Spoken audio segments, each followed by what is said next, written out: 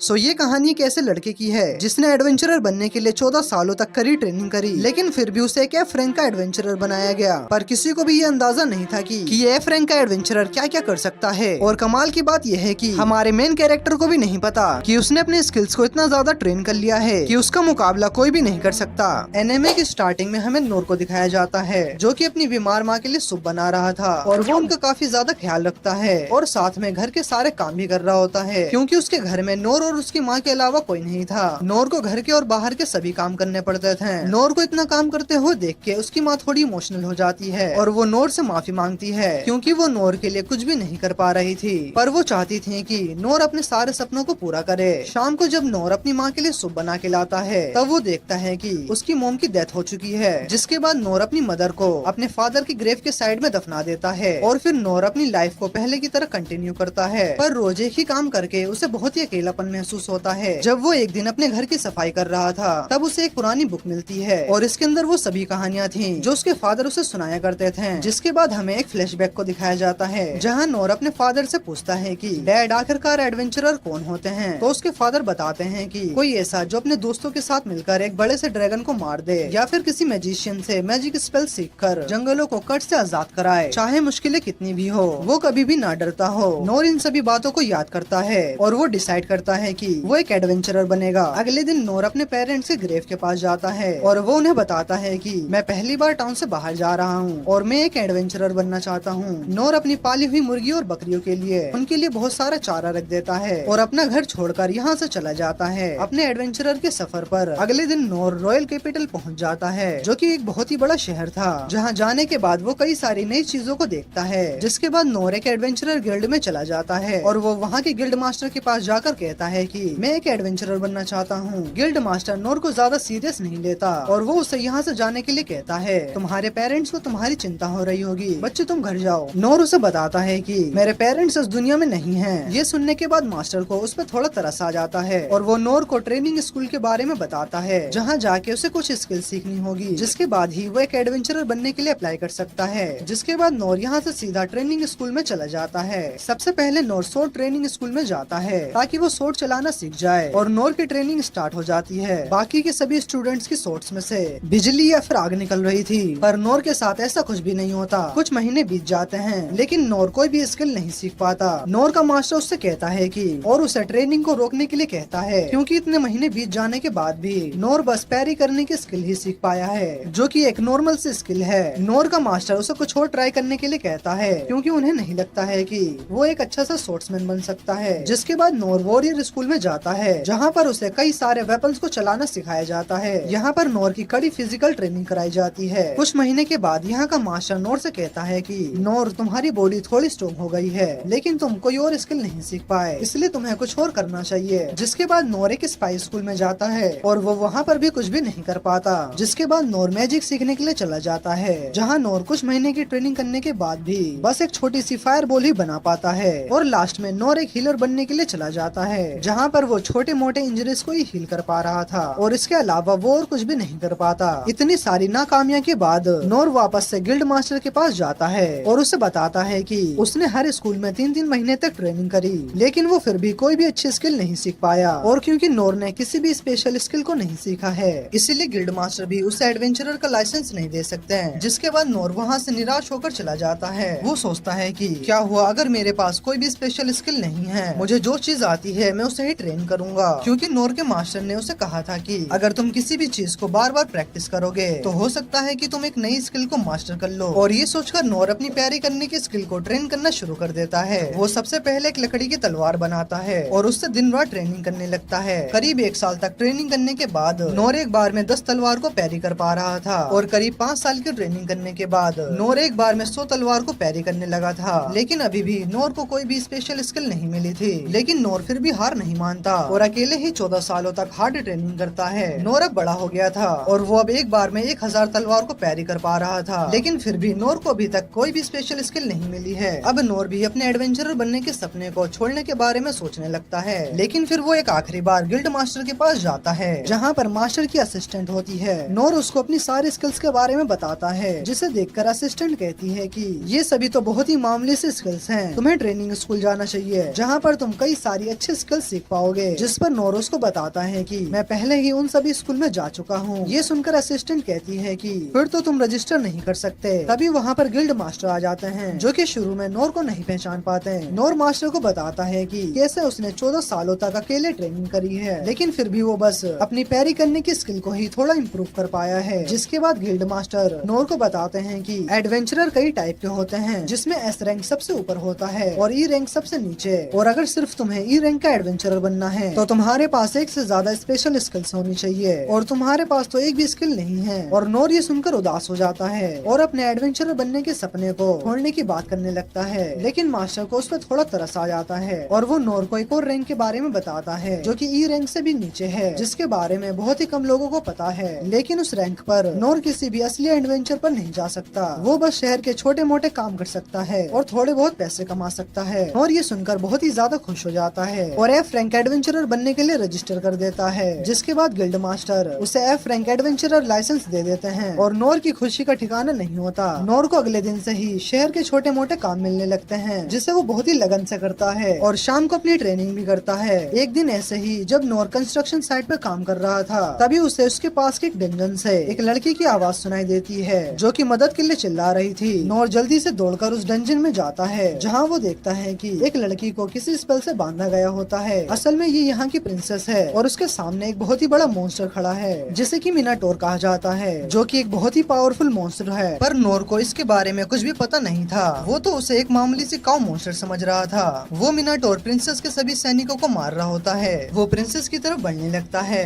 तो तभी नोर एक पत्थर उठाता है और वो उस पत्थर को मिनाटोर की तरफ फेंकता है, जिससे कि मिनाटोर नोर की तरफ अटैक करने के लिए आता है। वो नोर के अंदर अपनी सिंग को घुसाने ही वाला था, तभी नोर अपनी पैरी करने की स्किल को एक्टिवेट करता है और वो उस मिनाटोर को दूर फेंक देता है। अब मिनाटोर को और भी ज्यादा गुस्सा आ जाता है और वो अपनी बड़ी सी कुल्हाड़ी को बाहर निकालता है और वो नोर के ऊपर अटैक करने लगता है। नोर उसके एक दो अटैक को पैरी करता है, जिसके बाद उसकी तलवार ही टूट जाती है। अब नोर अपने मन में सोचता है कि भले ही वो एक टॉप लेवल का एडवेंचरर नहीं बन पाया, लेकिन वो इस लड़की को जरूर बचाएगा, चाहे उसके लिए उसे अपनी जान क्यों ना देनी पड़ जाए। अब नोर अपनी टूटी हुई तलवार से मिनाटोर के अटैक को पैरी करता है, जिससे मिनाटोर की कुल्हाड़ी उसके हाथ से छूट जाती है और उसी की गर्दन कट जाती है। मिनाटोर के मरते ही प्रिंसेस भी फ्री हो जाती है। वहीं नोर सोच रहा होता है कि एक मामूली सी गाय को मारने में मुझे इतनी मेहनत करनी पड़ी, तो अगर उसके सामने कोई टॉप लेवल का मॉन्स्टर आ गया तो वो क्या करेगा। नोर को ये पता नहीं था कि उसने अभी जिस मॉन्स्टर को मारा है वो एक ए रैंक का मॉन्स्टर था। वो तो उसे एक मामूली सी काऊ ही समझ रहा था। अब वो प्रिंसेस उसकी जान बचाने के लिए नोर को थैंक्स कहती है और वो उसका नाम पूछती है, लेकिन हमारा भाई तो सख्त लोंडा था, वो उसे अपना नाम नहीं बताता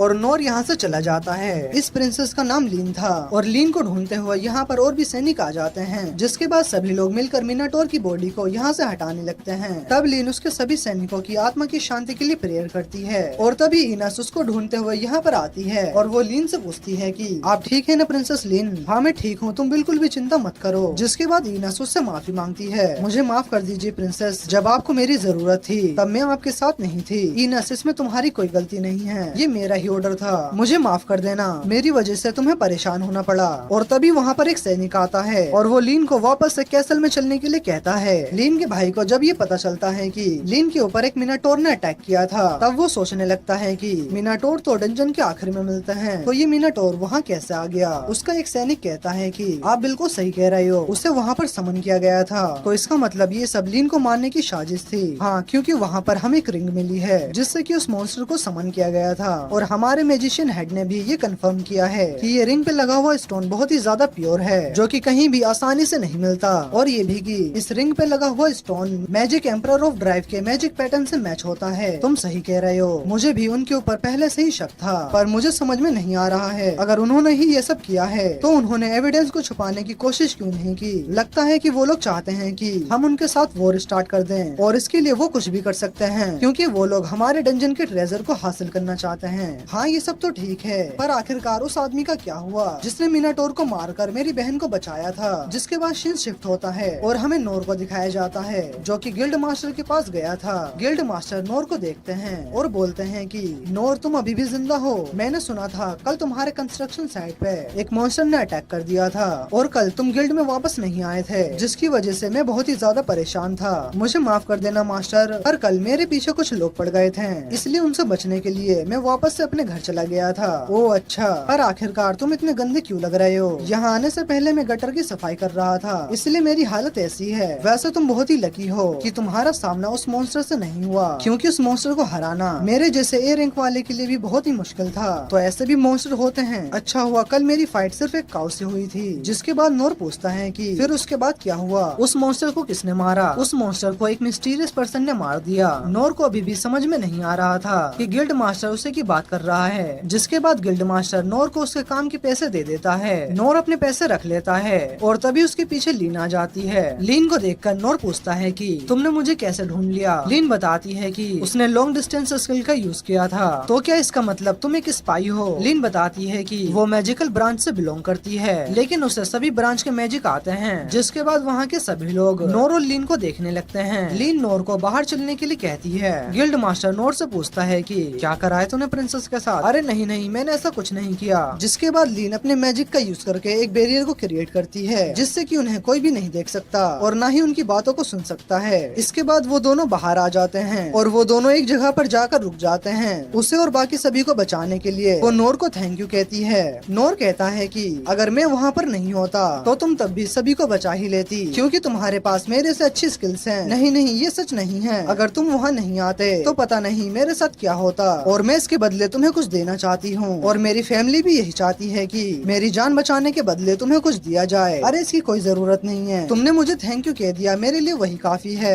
लेकिन लीन उसे काफी ज्यादा फोर्स करने लगती है और वो नोर को साथ में कैसल चलने के लिए कहती है, लेकिन नोर दोबारा से मना करता है और वो रोने लगती है। ठीक है, मैं तुम्हारे साथ चलने के लिए तैयार हूँ, और हाँ, मुझे वहाँ पर कोई भी रिवॉर्ड नहीं चाहिए। जिसके बाद लीन अपने मैजिक का यूज करके वो नोर को सीधा कैसल के बाहर टेलीपोर्ट कर देती है। नोर इतने बड़े कैसल को देखकर शॉक हो जाता है। लीन उससे उसका नाम पूछती है और वो खुद को इंट्रोड्यूस करती है, और तभी वहाँ इनस भी आ जाती है और इनस लीन से नोर के बारे में पूछती है। लीन उसको बताती है कि ये वही है जिसने मुझे मिनाटोर से बचाया था, और हमारा भाई नोर कुछ और ही सोच रहा था। उसे लग रहा था कि ये यहाँ की मेड है और इसे इन कपड़ों में खाना बनाने में दिक्कत नहीं होती क्या? तभी वहाँ पर एक बंदा आता है और इसका नाम गिलबर्ट है, और वो इनस से नोर के बारे में पूछता है। ये प्रिंसेस लीन के गेस्ट हैं, इन्होंने ही प्रिंसेस की जान बचाई थी। ओ अच्छा, तो ये वही है जिसने की प्रिंसेस की जान बचाई है, पर तुम तो किसी भी एंगल से प्रिंसेस को बचाने वाले नहीं लगते। तमीज से पेश आओ गिलबर्ट, और तुम्हें भी हमारे साथ चलना चाहिए। जिसके बाद वो सभी किंग के पास जाने लगते हैं, और यहाँ लीन के फादर किंग क्लोस कहते हैं कि तो आखिरकार द राइट्स ने हमारे बीच के समझौते को तोड़ दिया है। लीन का भाई कहता है कि मुझे तो उनके ऊपर पहले से ही शक था, और अब हमारे पास एविडेंस भी है, हम इसे इग्नोर नहीं कर सकते, नहीं तो आगे चल के ये हमारे लिए बहुत बड़ा खतरा बन सकता है। और तभी यहाँ पर लीन आ जाती है। रेन उस क्लॉक को देखकर कहता है कि क्या तुम फिर से कैसल के बाहर गई थी?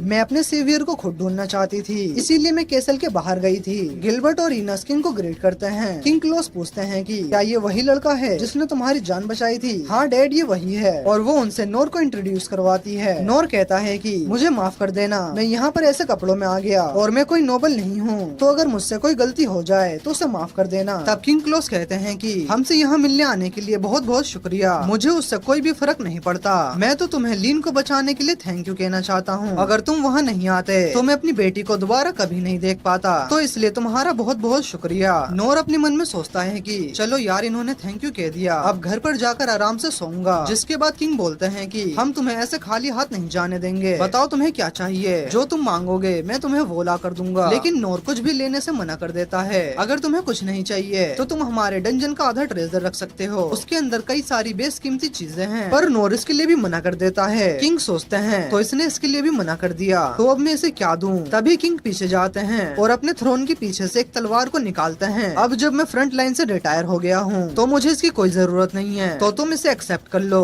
वैसे भी ये यहाँ पर रखी हुई खराब हो रही थी, तो इससे अच्छा यही होगा कि तुम इसे रख लो और हम इसके बदले यहाँ पर एक कॉपी रख देंगे। नोर उस तलवार को ले लेता है, और ये तलवार बहुत ही ज्यादा भारी थी, और सोचता है कि ये तलवार तो सच में बहुत ही भारी है, कहीं ये किंग के लिए ज्यादा इम्पोर्टेंट तो नहीं है, क्योंकि अगर ऐसा है तो मैं इसे नहीं ले सकता। किंग कहते हैं कि ये मुझे ऐसे ही ट्रेवल करते टाइम मिल गई थी और अब ये मेरे लिए पुरानी हो गई है, तो तुम इसे रख सकते हो। अगर ऐसी बात है तो मैं इसे ले ही लेता हूँ। जिसके बाद किंग नोर को तलवार ट्राई करने के लिए कहते हैं। तब नोर अपने हाथ में फिजिकल एनहेंसमेंट का यूज करके तलवार को हवा में स्विंग करता है, जिससे सभी लोग उस तलवार की पावर को देखकर हैरान हो जाते हैं। तब नोर मन में सोचता है कि ये तलवार हैवी तो है, पर मैं इसे संभाल सकता हूँ। जिसके बाद किंग क्लोस हंसते हुए कहते हैं कि तुम इसे एक हाथ से ही यूज कर सकते हो, इस तलवार को बहुत ही कम लोग यूज कर पाते हैं, और अब तुम उन लोगों में से एक हो। ये तो बहुत ही कमाल की बात है। और हाँ, मैं तुमसे एक रिक्वेस्ट करना चाहता हूँ, क्या तुम मेरी बेटी को थोड़ी ट्रेनिंग दे सकते हो, क्योंकि लीन की जान को खतरा है, तो इसलिए मुझे प्रिंसेस की सेफ्टी को लेकर थोड़ी चिंता हो रही है। नोर कहता है कि मुझे माफ कर देना, मुझे नहीं लगता कि मैं प्रिंसेस लीन को कुछ सिखा सकता हूँ, और वैसे भी ये डिसीजन उनका है, तो मुझे नहीं लगता कि हमें इसके बीच में पड़ना चाहिए। हाँ, तुम बिल्कुल सही कह रहे हो। और वो हंसने लगते हैं। जिसके बाद नोर कैसल से बाहर आ जाता है और सोचता है इस तलवार का वेट ट्रेनिंग करने के लिए बिल्कुल सही है। पर तभी उसे कुछ याद आता है और वो तलवार के साइज को देखकर खुश हो जाता है, क्योंकि ये तलवार गटर के साइज की थी और अब नोर इससे गटर भी साफ कर सकता है। और नोर ये सब सोच ही रहा होता है, तभी वहाँ इनस आ जाती है और कहती है कि मैं तुमसे माफी मांगना चाहती हूँ, प्रिंसेस लीन के सेवियर को हमें ऐसे ट्रीट नहीं करना चाहिए था, मुझे लगा था कि तुम कोई बहरूपिया हो। नोर कहता है कि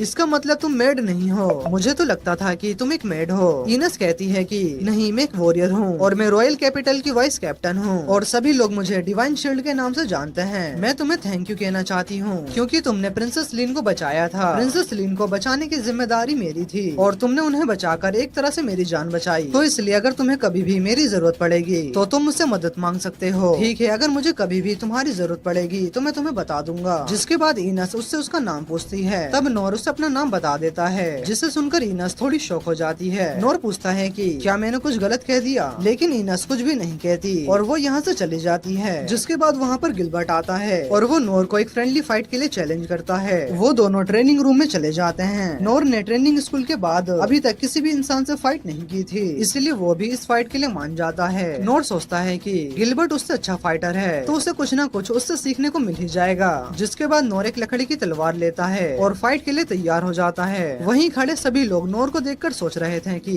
ये कौन है जो कैप्टन गिलबर्ट से लड़ने आया है। जिसके बाद फाइट स्टार्ट हो जाती है। गिलबर्ट एक के बाद एक नोर के ऊपर अटैक करने लगता है, लेकिन नोर बार बार उसके अटैक को डॉज कर रहा था। वो मन में गिलबर्ट की तारीफ कर रहा था, इसकी मूवमेंट तो काफी तेज है, लगता है इसने बहुत ही इंटेंस ट्रेनिंग की है। लेकिन नोर के सामने ये सारे अटैक बहुत ही स्लो हैं, इसलिए वो गिलबर्ट से कहता है कि तुम मेरी चिंता मत करो, तुम अपनी स्पीड को बढ़ा सकते हो। नोर को लग रहा था कि गिलबर्ट जानबूझ के उसके ऊपर स्लो अटैक्स कर रहा है ताकि उसे कोई चोट न लगे। अब गिलबर्ट अपनी स्पीड को बढ़ा देता है और बैक टू बैक नोर के ऊपर अटैक करता है, पर नोर अभी भी उसके सभी अटैक्स को आसानी से डॉज कर रहा था। नोर के पास कई सारे मौके थे गिलबर्ट के ऊपर अटैक करने के, पर वो ऐसा नहीं करता। गिलबर्ट सोचता है कि वो नोर को टच क्यों नहीं कर पा रहा, तो उसे लगता है कि नोर फाइट को सीरियस नहीं ले रहा। जिसके बाद नोर फिर से गिलबर्ट से कहता है कि तुम अपनी स्पीड को बढ़ा सकते हो, मैं इसे हैंडल कर लूंगा। जबकि गिलबर्ट अपनी मैक्सिमम स्पीड से फाइट कर रहा था। नोर मन में सोचता है कि इसे देखकर ऐसा लग रहा है कि ये अपनी पूरी ताकत से फाइट कर रहा है। क्या आखिरकार इतने साल की मेहनत आज मेरे काम आ रही है? क्या मैं सच में ताकतवर हो गया हूँ? जिसके बाद गिलबर्ट अपने सबसे खतरनाक अटैक ड्रैगन स्लैश से नोर के ऊपर अटैक करता है और ये अटैक सच में काफी ज्यादा खतरनाक था, पर नोर इसके अटैक को भी डॉज कर लेता है। ये देखकर गिलबर्ट एकदम हक्का बक्का हो जाता है और सोचता है कि ये इसने कैसे किया, लेकिन फिर नोर खुद ही हार मान लेता है और नोर यहाँ से चला जाता है। और यहाँ सभी लोग नोर को गिलबर्ट के सबसे खतरनाक अटैक को डॉज करते हुए देखकर हैरान थे। ये उस बंदे ने कैसे किया? आज तक कोई भी कैप्टन के स्पेशल अटैक से नहीं बच पाया है। जिसके बाद हमें गिलबर्ट की बैक स्टोरी दिखाई जाती है। गिलबर्ट बचपन से ही काफी ज्यादा टैलेंटेड था और उसे फाइट में बड़े से बड़ा फाइटर भी हरा नहीं पाता था। गिलबर्ट ट्रेनिंग करते हुए और भी ताकतवर बनता गया। वो अलग अलग टाउन में जाकर वहाँ के फाइटर से फाइट करता था। उसने रॉयल कैपिटल के सभी फाइटर को हरा दिया था और फिर एक टाइम ऐसा आया जब गिलबर्ट से लड़ने के लायक कोई भी नहीं बचा। एक दिन एक बूढ़ा आदमी गिलबर्ट के पास आता है और उसे बताता है कि उनके राज्य और पड़ोसी राज्य में वॉर होने वाली है, इसलिए रॉयल कैपिटल में स्ट्रॉन्ग लोगों को इकट्ठा किया जा रहा है और तुम्हें भी वहाँ जाना चाहिए, शायद तुम्हारे टक्कर का कोई वहाँ तुम्हें मिल जाए। जिसके बाद गिलबर्ट रॉयल कैपिटल आके यहाँ डीमन हंटिंग करने लगता है और फिर वो रॉयल कैपिटल के आर्मी को ज्वाइन करता है। आर्मी में उसके टक्कर का कोई नहीं था, इसलिए उसे रॉयल कैपिटल का कैप्टन बना दिया जाता है। गिलबर्ट बड़े से बड़े मोस्टर को काफी आसानी से मार देता था और अब वो इन सभी चीजों से काफी ज्यादा बोर होने लगा था। तभी वहाँ पर सोर्ड स्कूल के मास्टर आते हैं जिन्हें की डिवाइन सोर्ड का टाइटल मिला है और गिलबर्ट को भी डिवाइन स्पीयर का टाइटल मिलने वाला था, पर गिलबर्ट को ये सभी चीजें फालतू लगती थी। सोर्ड मास्टर कहते हैं कि क्यों ना तुम इनस से फाइट करके देखो, जिस पर गिलबर्ट कहता है कि मैं आपको कैसे समझाऊं, इनस किसी और तरह से स्ट्रॉन्ग है और अगर कॉम्बैट फाइट की जाए तो मैं उसे आसानी से हरा दूंगा। काश आपकी तरह और भी लोग होते हैं तो मुझे फाइट करने में और भी ज्यादा मजा आता और आप इन सभी चीजों से बोर नहीं हो जाते। दिन भर सोल्जर्स और एडवेंचरर को ट्रेनिंग देते देते सोर्ड मास्टर कहते हैं कि ये मेरा काम है, रॉयल कैपिटल को प्रोटेक्ट करना। चाहे मैं कितना भी ज्यादा ताकतवर हो जाऊं, मैं अकेले ही किसी भी वॉर को नहीं जितवा सकता, उसके लिए एक आर्मी की जरूरत पड़ेगी ही पड़ेगी। खैर एक दिन कोई तो आएगा जो मुझसे भी ज्यादा ताकतवर होगा। गिलबर्ट कहता है कि मैं उम्मीद करता हूँ कि वो मेरे ही टाइम पर आ जाए, नहीं तो मैं बोर होकर ऐसे ही मर जाऊंगा। इसके बाद हम प्रेजेंट टाइम में आ जाते हैं। गिलबर्ट सोचता है, जब मुझे पता चला कि एक अकेले आदमी ने मिनाटोर को हरा दिया है, तब से मैं नोर से मिलना चाहता था, क्योंकि मैं देखना चाहता था कि नोर कितना ताकतवर है। पर जब मैं उससे मिला तो मैं बहुत ही ज्यादा हैरान था, क्योंकि नोर बहुत ही शांत किस्म का आदमी था और उसको किसी भी बड़े रिवॉर्ड का लालच भी नहीं था, और वो किंग से भी बहुत ही आराम से बात कर रहा था। उसे देखकर ऐसा लग ही नहीं रहा था कि इसने मिनाटोर को हराया होगा। लेकिन जब मैंने उससे फाइट की तब मेरा स्फेयर उसे एक बार भी टच नहीं कर पाया, और मेरा फाइनल अटैक जो कि साउंड की स्पीड से भी तेज था, वो अगर किसी इंसान को टच हो जाए तो उसकी मौत पक्की है। लेकिन नोर ने उसे भी डॉच कर लिया था, और ये पहली बार था जब मैं किसी इंसान से इतनी बुरी तरह से हारा हूँ, जबकि उसे पता था कि वो उसे हरा सकता है। लेकिन फिर भी उसने आगे लड़ने से मना कर दिया और उसने खुद ही हार मान ली। नोर के जाने के बाद गिलबर्ट नोटिस करता है कि वहाँ फ्लोर्स पर कुछ क्रैक्स आ गए थे। गिलबर्ट को नहीं पता था कि नोर ने ये कैसे किया, लेकिन नोर ने उसके फाइनल अटैक को डॉच कर दिया था, और अब जाके गिलबर्ट को अपनी टक्कर का कोई मिला है, इसलिए वो बहुत ही ज्यादा खुश था। जब नोर अपने घर जा रहा होता है तब वो सोच रहा था कि वो अटैक कितना कमाल का था, क्योंकि उससे बचने के लिए उसे फिजिकल एनहेंसमेंट और फेदर स्टेप दोनों का यूज करना पड़ा था, और इसी वजह से वहाँ जमीन पर क्रैक्स आ गए थे। अगर नोर हटने में जरा से भी देरी करता तो उसका वहीं पर गेम बच जाता।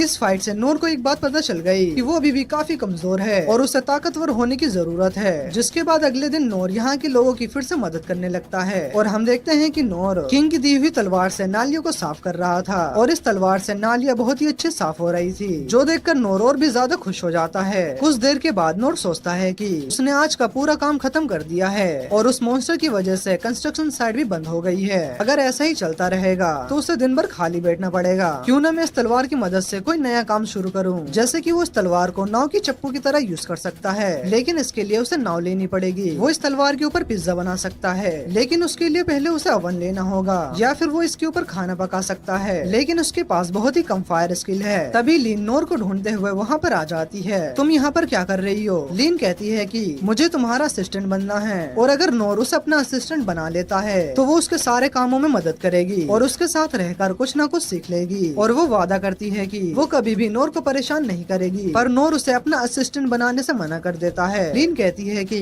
आप चिंता मत करो, मैं आपको असिस्ट कर सकती हूँ। नोर कहता है कि ऐसी बात नहीं है, मैं तुम्हें इसलिए मना कर रहा हूँ क्योंकि मैं तुम्हें कुछ भी नहीं सिखा सकता, और वैसे भी मैं अपने सारे काम कर सकता हूँ। लेकिन लीन फिर भी नहीं मानती और वो उसे मनाने की कोशिश करती है, पर नोर हर बार उसे मना कर देता है। अब ये दिखाने के लिए कि लीन कितनी ज्यादा यूजफुल है, वो अपनी मैजिक स्टिक को निकालती है और अपनी पहली स्किल आइस डांस का यूज करती है, जिससे कि आसमान में कई सारी शार्प आइस स्टोन आ जाती हैं। जिसके बाद लीन हेल फायर का यूज करती है और उन सभी स्टोन को पिघला देती है, और फिर डिवाइन फ्लैश का यूज करके एक पेड़ के ऊपर बिजली गिरा देती है। ये सारे स्किल्स को देखकर नोर हैरान हो जाता है, लेकिन फिर भी वो लीन को अपना असिस्टेंट बनाने से मना कर देता है, क्योंकि लीन के सामने उसकी सभी स्किल्स कुछ भी नहीं थी और वो उसे क्या ही सिखाएगा। लेकिन फिर भी लीन बार बार जिद करने लगती है। नोर सोचता है कि उसे अपनी असलियत दिखा देनी चाहिए कि उसकी स्किल्स लीन के मुकाबले कितनी कमजोर है। नोर अब उसे अपनी टाइनी फ्लेम दिखाता है, जिसे देखकर लीन हैरान हो जाती है और बिना कुछ कहे वहाँ से चली जाती है। घर जाते समय लीन सोचती है कि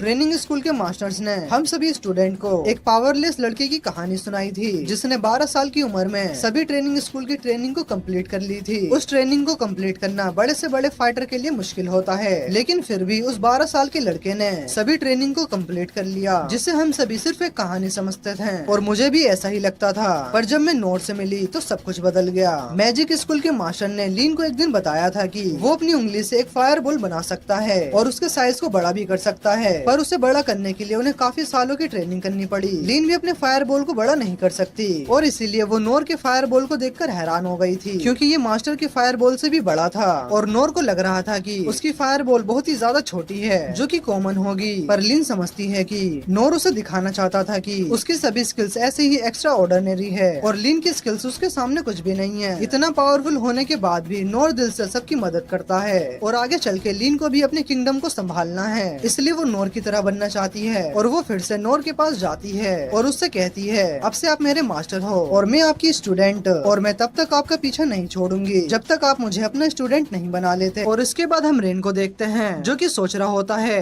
कि आखिरकार पापा ने उस ब्लैक सोर्ड को नोर को एक मामूली सी तलवार कहकर क्यों दे दिया, जबकि वो तलवार हमें एक टॉप लेवल के डंजन में मिली थी, और वो तलवार एक अननोन मेटल से बनी है, जो कि ओरिकेल्कम और माना मटेरियल से भी ज्यादा खतरनाक है। जिस पर ना तो कोई टेक्निक और ना ही किसी स्किल का इफेक्ट पड़ता है, और उस ब्लैक सोर्ड को अनब्रेकेबल सोर्ड भी माना जाता है, जिसकी कीमत किसी भी वेपन से बहुत ही ज्यादा है, लेकिन फिर भी उसे इतनी आसानी से दे देना, क्या ये सही है? नहीं नहीं, मैं गलत सोच रहा हूँ। पापा ने सब कुछ सोच समझ के ही किया होगा, क्योंकि उसने एक मिनाटोर को हराया था। शायद फ्यूचर में वो हमारे कुछ काम आ जाए, इसलिए पापा उसको अभी से अपनी तरफ करना चाहते हैं। जिसके बाद शिन शिफ्ट होता है और हम नोर को देखते हैं, जो कि लिन से पीछा छुड़ाना चाहता था। वो जानबूझ के ऐसे काम कर रहा होता है जिससे लिन बोर होकर उसे छोड़कर चली जाए, लेकिन लिन उसका पीछा नहीं छोड़ रही थी। और तभी नोर को एक आइडिया आता है, क्यों ना मैं गिल्ड मास्टर के पास जाके उनसे कुछ काम ले लूं, और जब लिन को पता चलेगा कि मैं कैसे काम करता हूँ तो वो मुझे अपने आप छोड़कर चली जाएगी। जिसके बाद नोर लिन को लेकर गिल्ड मास्टर के पास चला जाता है। नोर गिल्ड मास्टर से कहता है कि क्या कोई ऐसा काम है जिसे मैं और लिन कर सकते हैं। गिल्ड मास्टर लिन को देखकर सोचता है, लिन तो एक बी रैंक की एडवेंचरर है और ये एक प्रिंसेस भी है, मैं इससे कोई भी मुश्किल काम नहीं दे सकता, और अच्छा यही होगा कि मैं इसे कोई आसान सा टास्क दे दूं। जिसके बाद गिल्ड मास्टर उन्हें गोबलिन मारने का काम देता है, जिसे सुनकर नोर सोचता है कि ये कैसे हो गया, मैं तो यहाँ पर कोई बेकार सा काम करने आया था, अगर ये दिन भर मेरे साथ रहेगी तो मैं इससे पीछे कैसे छुड़ाऊंगा। जिसके बाद गिल्ड मास्टर उन्हें एक मैप दिखाते हैं और कहते हैं, नोर थोड़ा ध्यान से काम करना, चाहे ये लो रैंक का मिशन हो लेकिन ये तुम्हारे लिए डेंजरस हो सकता है। और वो उन्हें मैप के ऊपर एक लोकेशन दिखाते हैं और कहते हैं, यहाँ जाने के बाद तुम जितने भी गोबलिन्स को मारोगे तुम्हें उन सभी गोबलिन्स के कान लाने होंगे, और तब मैं उसके हिसाब से तुम्हें पैसे दूंगा, अगर तुम एक भी कान नहीं लाते हो तो मैं तुम्हें फूटी कोड़ी भी नहीं दूंगा। और इसके बाद नोर और लिन सिटी के बाहर चले जाते हैं, और नोर बहुत ही ज्यादा खुश होता है क्योंकि वो जब से यहाँ पर आया है वो सिटी के बाहर कभी भी नहीं गया था। नोर जंगल में जाते हुए लिन से पूछता है कि लिन गोबलिन्स कैसे दिखते हैं। लिन कहती है कि गोबलिन्स नॉर्मली फ्रूट्स और छोटे एनिमल्स को खाते हैं, पर जब उन्हें कोई इंसान दिखाई देता है तब वो गुस्से में आकर उनका शिकार करते हैं। अगर गोबलिन्स के ग्रोथ पर ध्यान नहीं दिया जाए तो वो दिन पर दिन बढ़ते जाते हैं, और जब उन्हें खाने के लिए कुछ भी नहीं मिलता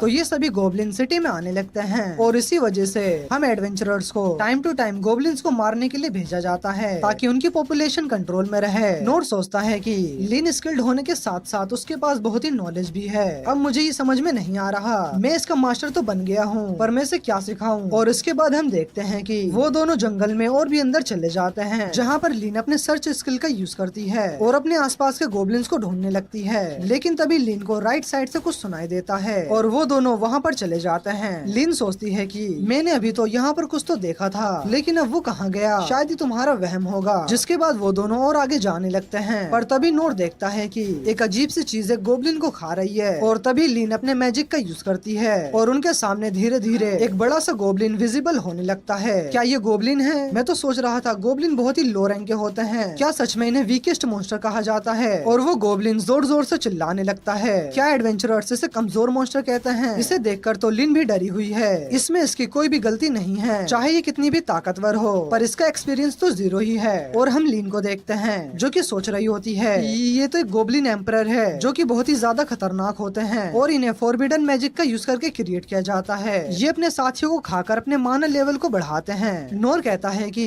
डरो मत लिन, ये एक मामूली सा गोबलिन है, हम इसे हैंडल कर लेंगे। ये सुनने के बाद लिन सोचती है कि मास्टर को इसके बारे में पहले से ही पता था और मास्टर इसे हराना चाहते थे, इसलिए वो मुझे यहाँ पर लेकर आए। अब इसे कौन बताए कि मास्टर की पहले से फटी पड़ी है और ये सोच रही है कि मास्टर सब कुछ हैंडल कर लेंगे। और इसके बाद ये दोनों लड़ने के लिए तैयार हो जाते हैं। वो गोबलिन एम्परर तेजी से उनकी तरफ बढ़ने लगता है। नोर अपनी पैरी की स्किल से उसके सभी अटैक्स को रिफ्लेक्ट करता है और लिन अपने विंड और आइस मैजिक का यूज करके उस गोबलिन एम्परर के ऊपर अटैक करती है, लेकिन उस गोबलिन को कुछ भी नहीं होता। गोबलिन एम्परर एक बड़े से पेड़ को उखाड़कर लिन की तरफ फेंकता है, लेकिन नोर जल्दी से आकर उसे बचा लेता है और वो गोबलिन नोर के ऊपर एक के बाद एक पेड़ को फेंकने लगता है। नोर उसके सभी अटैक्स को एक ही बार में उसकी तरफ पैरी कर देता है, जिससे गोबलिन एम्परर को थोड़ा बहुत डैमेज होता है, लेकिन उसके सर पे लगी माना स्टोन से वो अपने आप को जल्दी से हील कर लेता है। और ये सब कुछ लिन देख लेती है। तब लिन नोर को उसके माना स्टोन पर अटैक करने के लिए कहती है। नोर कहता है कि अगर तुम अपने मैजिक से इसका कुछ भी नहीं कर पा रही हो तो आखिरकार मैं क्या ही कर लूंगा।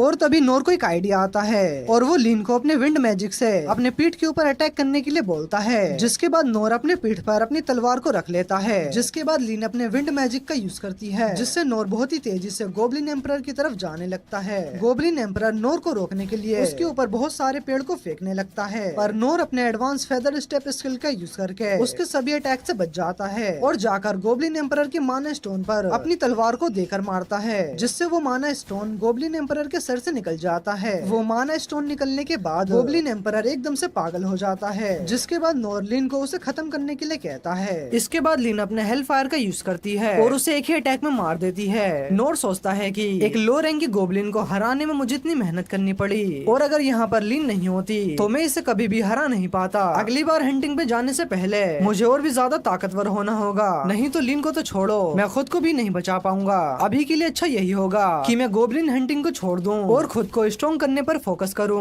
और इसके बाद हम रेन को देखते हैं, जिसे यहाँ पर ये खबर मिल गई थी कि नोर और लिन ने मिलकर एक गोब्लिन एम्परर को हराया है। ये स्टोन इतना प्योर है कि इसे देखकर ही पता चल रहा है कि वो गोब्लिन एम्परर कितना ज्यादा खतरनाक होगा। और तब एक स्पाई कहता है कि ये गोब्लिन एम्परर एक गोब्लिन किंग से भी ज्यादा खतरनाक था, और मुझे लगता है कि ये पक्का मैजिक एम्पायर ने किया होगा, क्योंकि ऐसे माना स्टोन हमारे किंगडम में नहीं पाए जाते हैं। हाँ मुझे भी यही लगता है, पर तुम ये बताओ कि लिन अब कैसी है? प्रिंसेस को कुछ भी नहीं हुआ है, वो बिल्कुल ही ठीक हैं, बस उन्हें थोड़ी बहुत चोटें लगी हैं। ये गोब्लिन बहुत ही ज्यादा खतरनाक था और उसे उन दोनों ने अकेले ही हरा दिया। ये तो सच में बहुत ही कमाल की बात है। और इसके बाद एक स्पाई रेन को एक रिपोर्ट देता है, जिसमें पिछले 3 महीने में जितने भी हुए गोब्लिन केसेस हैं उन सभी के बारे में इंफॉर्मेशन थी। और इसके बाद शिन शिफ्ट हो जाता है और हम नोर को देखते हैं, जो कि गिल्ड मास्टर के पास आया था। नोर तुम आ गए, मैंने तो कभी नहीं सोचा था तुम एक मिशन पर जाओगे और ऊपर से तुम एक गोब्लिन को हराओगे, पर तुमने ये कर दिया। हाँ वो गोब्लिन बहुत ही ज्यादा खतरनाक था, और अगर लिन वहाँ पर नहीं होती तो मैं उस गोब्लिन को कभी भी हरा नहीं पाता। ये बताओ कि तुम्हारा एक्सपीरियंस कैसा था? मुझे वो चीज बिल्कुल भी पता नहीं थी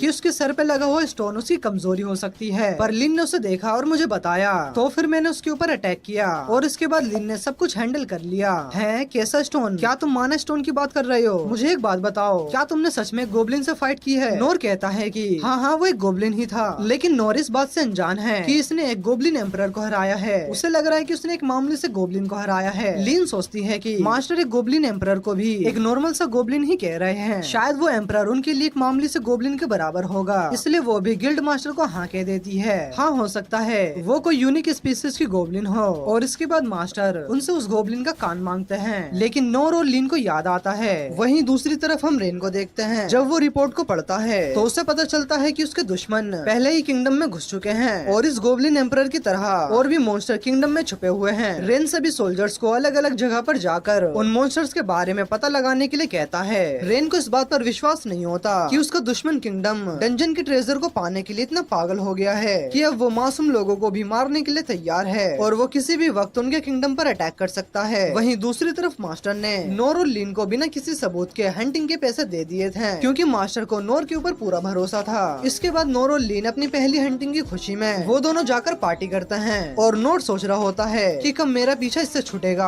और इसके बाद लिन कहती है कि अब मुझे घर जाना होगा, मैं कल फिर से वापस आ जाऊंगी। लेकिन तभी रेन उन्हें ढूंढते हुए यहाँ पर आ जाता है। रेन नोर से कहता है कि मैं तुम्हें एक मिशन देना चाहता हूँ, तुम्हें कल ही लिन के साथ माउंटेन डिस्ट्रिक्ट की सिटी में जाना होगा। तुम्हें एक घोड़ा गाड़ी दी जाएगी और तुम्हारे साथ इनस भी होगी, और मैं तुम्हें इस काम के बदले पैसे भी दूंगा, लेकिन मैं अभी इससे ज्यादा तुम्हें और कुछ नहीं बता सकता। इस समय सिर्फ तुम ही हो जिसके ऊपर मैं भरोसा कर सकता हूँ। और नोर इस मिशन के लिए मान जाता है। दूसरे दिन नोर लिन और इनस के साथ माउंटेन डिस्ट्रिक्ट की तरफ निकल पड़ता है। असल में नोर ने इस मिशन के लिए हाँ इसलिए बोला था क्योंकि वो आज तक कभी भी घोड़ा गाड़ी में नहीं बैठा था और वो कैपिटल के बाहर भी घूमना चाहता था, और ऐसा मौका वो जाने नहीं दे सकता था, और इसलिए नोर ने बिना कुछ सोचे समझे हाँ बोल दिया था। नोर लिन को बाहर का व्यू देखने के लिए कहता है, देखो लिन हम कितनी अच्छी दुनिया में रहते हैं, यहाँ का व्यू किसी पैराडाइज से कम नहीं है। पर लिन को छोरी सोच रही होती है। हमें पता चलता है कि रेन ने नोर और लिन को एक किंगडम से दूसरे किंगडम जाने को कहा था, जहाँ उन्हें बीच में एक जगह पर रुकना होगा, और अगर वहाँ सब कुछ ठीक होता है तो वो अपनी जर्नी को आगे कंटिन्यू कर सकते हैं। लिन यहाँ ये सब सोचकर डर रही होती है कि रास्ते में उनके साथ कुछ बुरा ना हो जाए। इनस कहती है कि प्रिंसेस लिन आप चिंता मत करिए, मैं आपको कुछ भी नहीं होने दूंगी। और रेन ने इनस को एक अलग ऑर्डर दिया था। रेन ने बताया था कि जल्द ही हमारे किंगडम पर अटैक होने वाला है, तो तुम्हारा काम ये होगा कि तुम नोर और लिन को लेकर एक दूसरे किंगडम में भाग जाओ। इनस कहती है कि क्या ये बात प्रिंसेस लिन को पता है? तब रेन कहता है कि नहीं, किसी भी कीमत पर लिन को ये बात पता नहीं चलनी चाहिए। अगर उसे ये पता चल गया तो वो कभी भी यहाँ से नहीं जाएगी। इनस भी एक वॉरियर है और वो भी अपने किंगडम के लिए फाइट करना चाहती थी, पर रेन कहता है कि तुम एक शील्ड हो और तुम्हारा सबसे पहला काम प्रिंसेस लिन को प्रोटेक्ट करना है, तो तुम्हें प्रिंसेस लिन को प्रोटेक्ट करने के ऊपर ध्यान देना चाहिए। अब घोड़ों को पानी पिलाने के लिए वो लोग एक जगह पर रुक जाते हैं। तभी इनस नोर से कहती है कि सॉरी, हमारी वजह से तुम इन सभी चीजों में फंस गए। अरे इसकी कोई भी जरूरत नहीं है, मैं तो यहाँ पर अपनी मर्जी से आया हूँ, और वैसे भी ये तो सिर्फ एक सिंपल सी ट्रिप है। पर आखिरकार तुम इतनी सीरियस क्यों लग रही हो? तुम ठीक तो हो ना?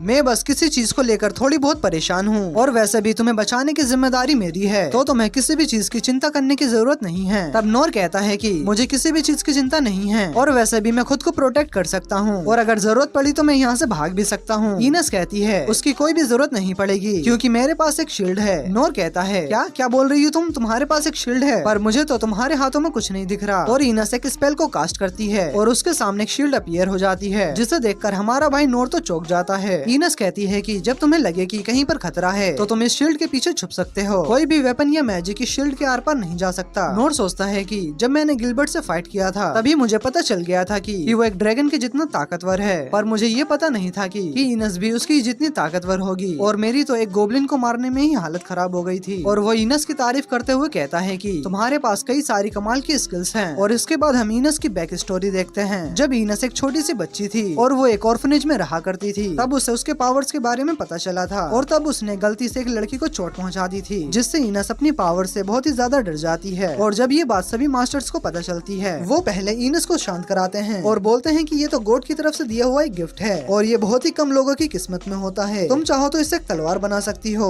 जो कि किसी भी चीज को काट सकती है या फिर एक पावरफुल शील्ड बना सकती हो जो कि किसी भी अटैक और मैजिक को रोक सकती है। और अगर तुम इसका सही से इस्तेमाल करोगी तो तुम अकेले ही एक पूरे किंगडम को खत्म कर सकती हो। जिसके बाद शील्ड शेवरॉन डेंडाल इनस को अडॉप्ट कर लेते हैं और उसे ट्रेन करने लगते हैं और बाकी के मास्टर भी इनस को उसकी पावर कंट्रोल करना सिखाते हैं। लेकिन इनस को हमेशा से डर था कि वो अपनी पावर से किसी को चोट ना पहुंचा दे, इसीलिए इनस ने सबको अपने से दूर कर लिया और वो बिल्कुल अकेले रहने लगी। इनस का सोचना तो यही था कि वो बिल्कुल अकेले रह गई है, लेकिन जब वो नोर से मिली तो वो बहुत ही हैरान रह गई क्योंकि उसने नोर के बारे में पहले भी सुना था क्योंकि उसके फादर नोर की हमेशा तारीफ किया करते थे। नोर एक ऐसा पर्सन था जिसे मेरे फादर बहुत ही ज्यादा मानते थे, इसीलिए इनस को नोर से बहुत ही ज्यादा जलन होती थी, जबकि इनस ने नोर को कभी देखा भी नहीं था। और अब जब नोर उसके सामने आया है तो उसे और भी ज्यादा बुरा लग रहा है। लेकिन इनस सोचती है कि ये सब छोड़ो, मुझे अपने काम पर फोकस करना चाहिए। यहाँ नोर को जाते समय खेत में कुछ हिलता हुआ दिखाई देता है और वो लोग समझ जाते हैं कि यहाँ पर जरूर एक इनविजिबल मॉन्स्टर है। तभी लीन अपने अनकवर मैजिक का यूज करती है और वहाँ पर अचानक से एक मॉन्स्टर सामने आ जाता है जो कि एक मेंढक की तरह दिख रहा था और हम देखते हैं कि उसके साथ एक लड़का भी होता है। वहीं दूसरी तरफ किंगडम पर बहुत सारे मॉन्स्टर्स ने अटैक कर दिया होता है और रेन सभी सोल्जर्स को मॉन्स्टर्स के साथ लड़ने के लिए भेज देता है और सभी सिटीजन्स को सेफ जोन में ले जाने के लिए कहता है। और हम देखते हैं कि उन सभी मॉन्स्टर्स से लड़ने के लिए सभी 6 सेवरेंस बैटलफील्ड में आ जाते हैं और एक एक करके सभी मॉन्स्टर्स को मारने लगते हैं। लेकिन इसकी वजह से कई सारे लोग इंजर्ड भी हो चुके थे और हम देखते हैं कि उसके साथ एक लड़का भी होता है और इस लड़के का नाम रोलो है। ये उस मॉन्स्टर को लेकर कहीं जा रहा था और कहता है कि मुझे उन्हें मारना ही होगा। लेकिन अचानक ही लिन के अनकवर मैजिक से इसकी इनविजिबल शील्ड टूट जाती है जिसके बाद उस मॉन्स्टर को कुछ होता है और वो रोलो के ऊपर ही अटैक कर देता है। इनस कहती है कि ये तो ब्लैक डेथ ड्रैगन है, इतना खतरनाक मॉन्स्टर यहाँ पर कैसे आया? और वो मॉन्स्टर रोलो को जान से मारने ही वाला था, लेकिन नोर बिना कुछ सोचे समझे रोलो को बचाने के लिए वहाँ पर आ जाता है और वो उस मॉन्स्टर के अटैक को पैरी कर देता है। वो मॉन्स्टर अब बार बार नोर के ऊपर अटैक करता है लेकिन नोर उसके सभी अटैक को पैरी कर रहा होता है। इनस लिन को बताती है कि वो कोई आम लड़का नहीं है जो खेतों में घूम रहा था, बल्कि वो उस मॉन्स्टर के साथ है, यानी कि वो लड़का एक डेमी ह्यूमन है। तभी लिन को रेन की बात याद आती है। रेन ने बताया था कि डेमी ह्यूमन दिखने में बिल्कुल इंसानों की तरह होते हैं, लेकिन उनके अंदर एक स्पेशल पावर होती है जिससे वो किसी भी मॉन्स्टर के साथ मेंटल बॉन्ड बना सकते हैं और फिर वो उस मॉन्स्टर को कंट्रोल करके उससे अपने इशारों पर नचाते हैं। डीमंस हमेशा से ही इंसानों के दुश्मन रहे हैं। करीब 200 साल पहले डीमंस ने मिथरा किंगडम को लगभग खत्म ही कर दिया था। उसके बाद से इंसानों ने डीमंस का शिकार करना शुरू कर दिया और इंसानों को लगता था कि डेमी ह्यूमंस पूरी तरह से खत्म हो चुके हैं, लेकिन अभी भी कुछ डेमी ह्यूमंस जिंदा हैं और इनके अंदर इंसानों के लिए बहुत ही नफरत होती है। और इधर इनस बताती है कि ये मॉन्स्टर अकेले रहना पसंद करता है और इंसानी इलाकों में तो कभी नहीं जाते हैं, यानी कि वो लड़का जो कि एक डेमी ह्यूमन है वही इस मॉन्स्टर को कंट्रोल करके यहाँ पर लाया है। और तुम्हारे अनकवर मैजिक से उस लड़के को शौक लगा होगा जिससे उसका उस मॉन्स्टर से मेंटल बॉन्ड टूट गया और इसीलिए उस मॉन्स्टर ने उस लड़की के ऊपर ही अटैक कर दिया। इनस को यकीन नहीं होता कि नोर एक डीमन की जान बचाने के लिए कूद पड़ा। वहीं नोर इस बड़े से ड्रैगन को एक मेंढक समझ रहा था। वो सोचता है कि ये मेंढक ज्यादा पावरफुल नहीं है और काफी स्लो मूव करता है। वो गोब्लिन तो इससे ज्यादा खतरनाक था और ये तो इसके सामने कुछ भी नहीं है। तभी वो ड्रैगन अपना मुंह फैलाकर नोर के ऊपर अपने डेडली पॉइजन से अटैक कर देता है। नोर सोचता है अगर मैं यहाँ से हटा तो ये बच्चा खतरे में आ जाएगा, इसीलिए वो अपनी तलवार से उस ड्रैगन के अटैक को काट देता है। लेकिन हम देखते हैं कि नोर इंजर्ड हो चुका था और वो सोचता है कि आखिर ये है क्या ये किसी तरह का पॉइजन है? मेरा सर बहुत ही ज्यादा घूम रहा है और ऊपर से मैं अपनी बॉडी को भी कंट्रोल नहीं कर पा रहा हूँ। क्या इनस मुझे ये बताना चाहती थी कि ये कोई नॉर्मल फ्रॉग नहीं बल्कि एक पॉइजनस फ्रॉग है? और इतना सोचते सोचते नोर अपने घुटने पर आ जाता है। इनस कहती है ये मॉन्स्टर हर जगह डेथ लेकर आता है, इसलिए इसे ब्लैक डेथ ड्रैगन कहा जाता है। लीन नोर की मदद करने जाने लगती है, पर इनस उसे रोक लेती है। सॉरी प्रिंसेस लीन, मुझे आपको प्रोटेक्ट करने का ऑर्डर मिला है, इसलिए मैं आपको वहाँ पर जाने नहीं दे सकती। जिसके बाद इनस लीन के आसपास एक बड़ी सी शील्ड बना देती है, जिससे उस मॉन्स्टर की थोड़ी सी भी ब्रेथ लीन के पास ना आ सके, क्योंकि उस मॉन्स्टर की थोड़ी सी भी ब्रेथ किसी की भी जान ले सकती है। और वैसे भी नोर अब नहीं बचने वाला। अगर यहाँ सेवरन हीलर सैन भी होते हैं तो वो भी नोर को नहीं बचा पाते हैं। जिसके बाद वापस से वो मॉन्स्टर अपने ब्लैक ब्रेथ को इधर उधर फेंकने लगता है। तब इनस अपनी शील्ड को और भी ज्यादा बड़ा कर देती है और फिर लीन अपने मैजिक से एयर को प्यूरिफाई करने की कोशिश करती है, पर उसके मैजिक से कुछ भी नहीं होता और वहाँ पर सभी लिविंग थिंग बनना स्टार्ट कर देती है। इनस मन में नोर से माफी मांगती है कि वो उसे बचा नहीं पाई, पर तभी इनके पास उस मॉन्स्टर का एक नाखून उड़ता हुआ आता है और वो देखते हैं कि नोर अभी भी जिंदा है और वो उस मॉन्स्टर से फाइट कर रहा होता है। नोर की हालत बहुत ही ज्यादा खराब हो गई है, लेकिन वो फिर भी हार नहीं मान रहा था। वो रोलो को बचाने के लिए कुछ भी करने के लिए तैयार था, यहाँ तक कि वो अपनी जान भी देने के लिए तैयार था। जिसे देखकर इना सब समझ जाती है कि इसके फादर क्यों नोर कितनी ज्यादा तारीफ करते थे। जिसके बाद वो मॉन्स्टर फिर से नोर के ऊपर अपने पॉइजन ब्रेथ से अटैक करता है, जिससे नोर इस बार नहीं सह पाता और वो वहीं पर गिर जाता है। और अब हम रोलो की बैक स्टोरी को देखते हैं, जहाँ उसे और उसकी तरह और भी बच्चों को जेल में रखा गया था। रोलो हमें बताता है कि सभी हमें कर्स्ड चाइल्ड कहते हैं, क्योंकि हमारे पास मॉन्स्टर को कंट्रोल करने की पावर है। बहुत टाइम पहले हम अपनी पावर को बस एनिमल पे यूज करते थे, पर फिर किसी ने मॉन्स्टर पे इस पावर को यूज करना स्टार्ट कर दिया, जिसकी वजह से लड़ाई हुई और बहुत सारे लोग मारे गए। तब से ये दुनिया हमसे नफरत करती है और हमें इस तरह गुलामों की तरह रखा जाता है। वो रोज हमें बहुत ही बुरी तरह से टॉर्चर करते हैं और हम इसके खिलाफ कुछ कर भी नहीं सकते। एक बार जब मैंने कुछ पूछने की कोशिश की तो मुझे बहुत ही बुरी तरह से मारा गया और उसके बाद उन्होंने मुझे ना जाने कितने दिनों तक खाना पानी भी नहीं दिया। पता नहीं पर मैं कैसे उन सभी की माइंड को रीड कर सकता था जिन्हें मैं देखता था। और मैंने हमेशा यही सुना कि वो लोग हमसे नफरत करते हैं। जब लोगों को पता चला कि मैं उनके माइंड को रीड कर सकता हूँ, तब वो मुझसे और भी ज्यादा नफरत करने लगे। इतना सब कुछ होने के बाद भी मैंने कभी भी उनसे बदला लेने के बारे में नहीं सोचा। और फिर एक दिन रोलो को कहा जाता है कि वो अपनी पावर का यूज करके इन मॉन्स्टर को कंट्रोल करे और आने वाली वॉर में वो उनका साथ दे। और अगर रोलो ऐसा करता है तो उसको कभी भी पीटा नहीं जाएगा और उसके सभी दोस्तों को उनके मन पसंद का खाना दिया जाएगा। लेकिन अगर रोलो मना करता है तो उसे रोज डबल पनिशमेंट मिलेगी। रोलो सोचता है कि उसके सर के ऊपर लगे हुए मैजिकल टूल की वजह से मैं उसका माइंड रीड नहीं कर पा रहा हूँ, पर जो ये कहता है ये उसे जरूर करता है, तो इसलिए मुझे इसकी बात मान लेनी चाहिए। जिसके बाद रोलो उस ड्रैगन को लेकर कैपिटल की तरफ जाने लगता है। वो जल्दी से सब कुछ खत्म करके अपने दोस्तों के पास जाना चाहता था, लेकिन तभी लीन ने उसके इनविजिबल शील्ड को तोड़ दिया, जिसकी वजह से वो ड्रैगन अपने होश में आ जाता है और तभी उसने रोलो के ऊपर अटैक कर दिया था। रोलो सोचता है तो इसका मतलब क्या मैं अपना काम पूरा नहीं कर पाऊंगा? अब मेरे दोस्त मेरी वजह से बहुत कुछ सहेंगे, मुझे माफ कर देना मेरे दोस्तों। और लगता है कि अब मैं यहीं पर मरने वाला हूँ। मैं आज तक किसी के भी काम नहीं आ पाया, पर मुझे खुशी है कि मैं किसी के लिए कुछ करते हुए मर रहा हूँ। मैं उम्मीद करता हूँ कि अगर मेरा दोबारा जन्म होता है तो मैं अगली जिंदगी में इतनी बुरी हालत से ना गुजरूं और मैं अगले जन्म में किसी के काम आ सकूं और एक बार मैं अच्छे सा खाना खा सकूं। तभी वो मॉन्स्टर उसके ऊपर अटैक करने आता है, लेकिन तभी नोर वहाँ पर आकर उसे बचा लेता है और नोर उस मॉन्स्टर के साथ फाइट करना स्टार्ट कर देता है। रोलो सोचता है कि अरे ये तो एक इंसान है ना, तो आखिरकार ये मुझे क्यों बचा रहा है? और तभी वो मॉन्स्टर नोर के ऊपर पॉइजन ब्रेथ से अटैक कर देता है, पर नोर रोलो को बचाने के लिए अपने आप को छोड़कर उसके ऊपर लो हील का यूज करता है, जिससे हम देखते हैं कि उस मॉन्स्टर की पॉइजन से रोलो को तो कुछ भी नहीं होता, लेकिन नोर इससे थोड़ा कमजोर हो गया था और वो वहीं पर गिर जाता है।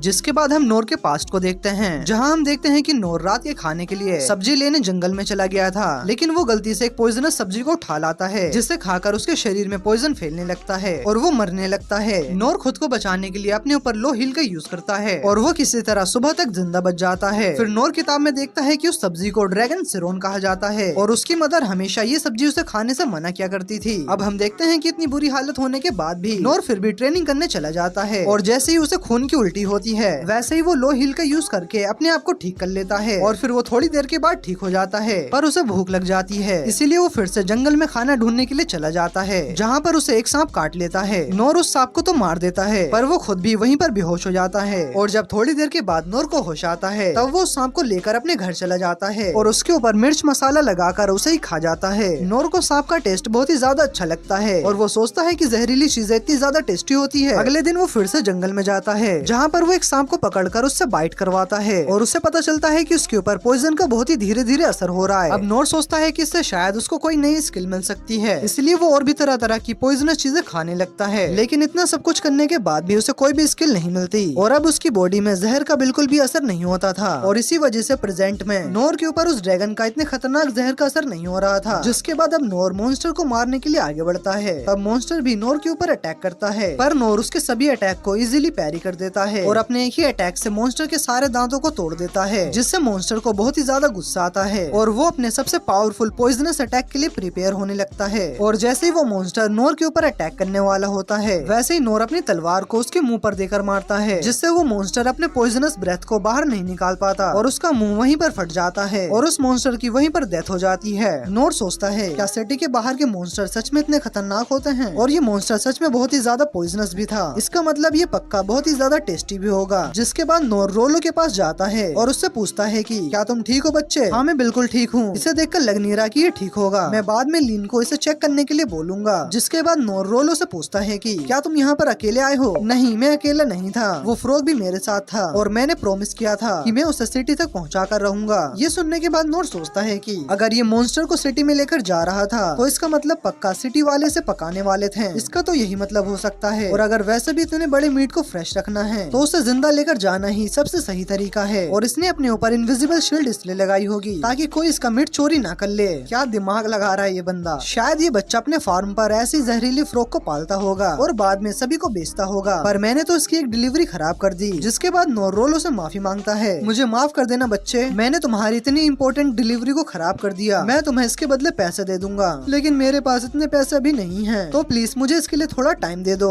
रोलो कहता है उसे कोई भी पैसे देने की जरूरत नहीं है, सब कुछ ठीक है। क्या सच में तुम्हें इससे कोई भी प्रॉब्लम नहीं है? क्योंकि मैंने तुम्हारे एक फ्रॉग को मार दिया। रोलो कहता है अरे नहीं नहीं, मुझे इससे कोई भी प्रॉब्लम नहीं है। अच्छा चलो ये सब तो ठीक है, तुम मुझे ये बताओ कि तुम इतने बड़े फ्रॉग को यहाँ पर लाए कैसे? तुम्हें देखकर तो नहीं लगता कि तुमने इसे यहाँ तक खींच कर लाया होगा। रोलो कहता है असल में मैं एक डीमन फ्रॉग हूँ और मैं मॉन्स्टर्स को कंट्रोल कर सकता हूँ। ये तो सच में बहुत ही ज्यादा अमेजिंग स्किल है। ये कोई भी स्किल नहीं है, मैं इसी पावर के साथ पैदा हुआ था। फिर तो ये और भी ज्यादा अच्छी बात है। तो इसका मतलब ये पावर तुम्हें गॉड ने दी है? नहीं, ऐसा नहीं है, मैं एक डीमन फोक हूँ और हम सभी डीमन फोक के पास एक ही तरह की पावर होती है। नोर कहता है इसका मतलब जो डीमन फोक होता है उसके पास तुम्हारी तरह सेम पावर होती है। काश मुझे भी ऐसी कोई पावर मिल जाती तो मैं एनिमल्स को कंट्रोल करता और उनकी मदद से अपने सारे काम को आसानी से कर पाता। और सबसे जरूरी बात, रात का मुझे डर नहीं होता कि जंगली भेड़िए मुझ पर अटैक कर देंगे। ये पावर तो सच में कमाल की है। क्या तुम्हें मुझसे डर नहीं लग रहा? मैं एक डीमन जाति का हूँ और क्या तुम्हें मुझसे नफरत नहीं हो रही? नोर कहता है तुम क्या बात कर रहे हो, मुझे ऐसा क्यों ही लगेगा। ऐसे कई लोग हैं जो कि हमारे पावर से डरते हैं और हमेशा से हमसे नफरत करते हैं। तुम सही कह रहे हो, ऐसे बहुत से लोग होते हैं, पर तुम्हें उनकी बातों पर ध्यान नहीं देना चाहिए, चाहे वो लोग कुछ भी कहें। पर हाँ, तुम्हारी एबिलिटी बहुत ही ज्यादा यूजफुल है। अगर मुझे ये ताकत मिली होती तो मैं बहुत ही ज्यादा खुश होता और सबकी मदद भी करता।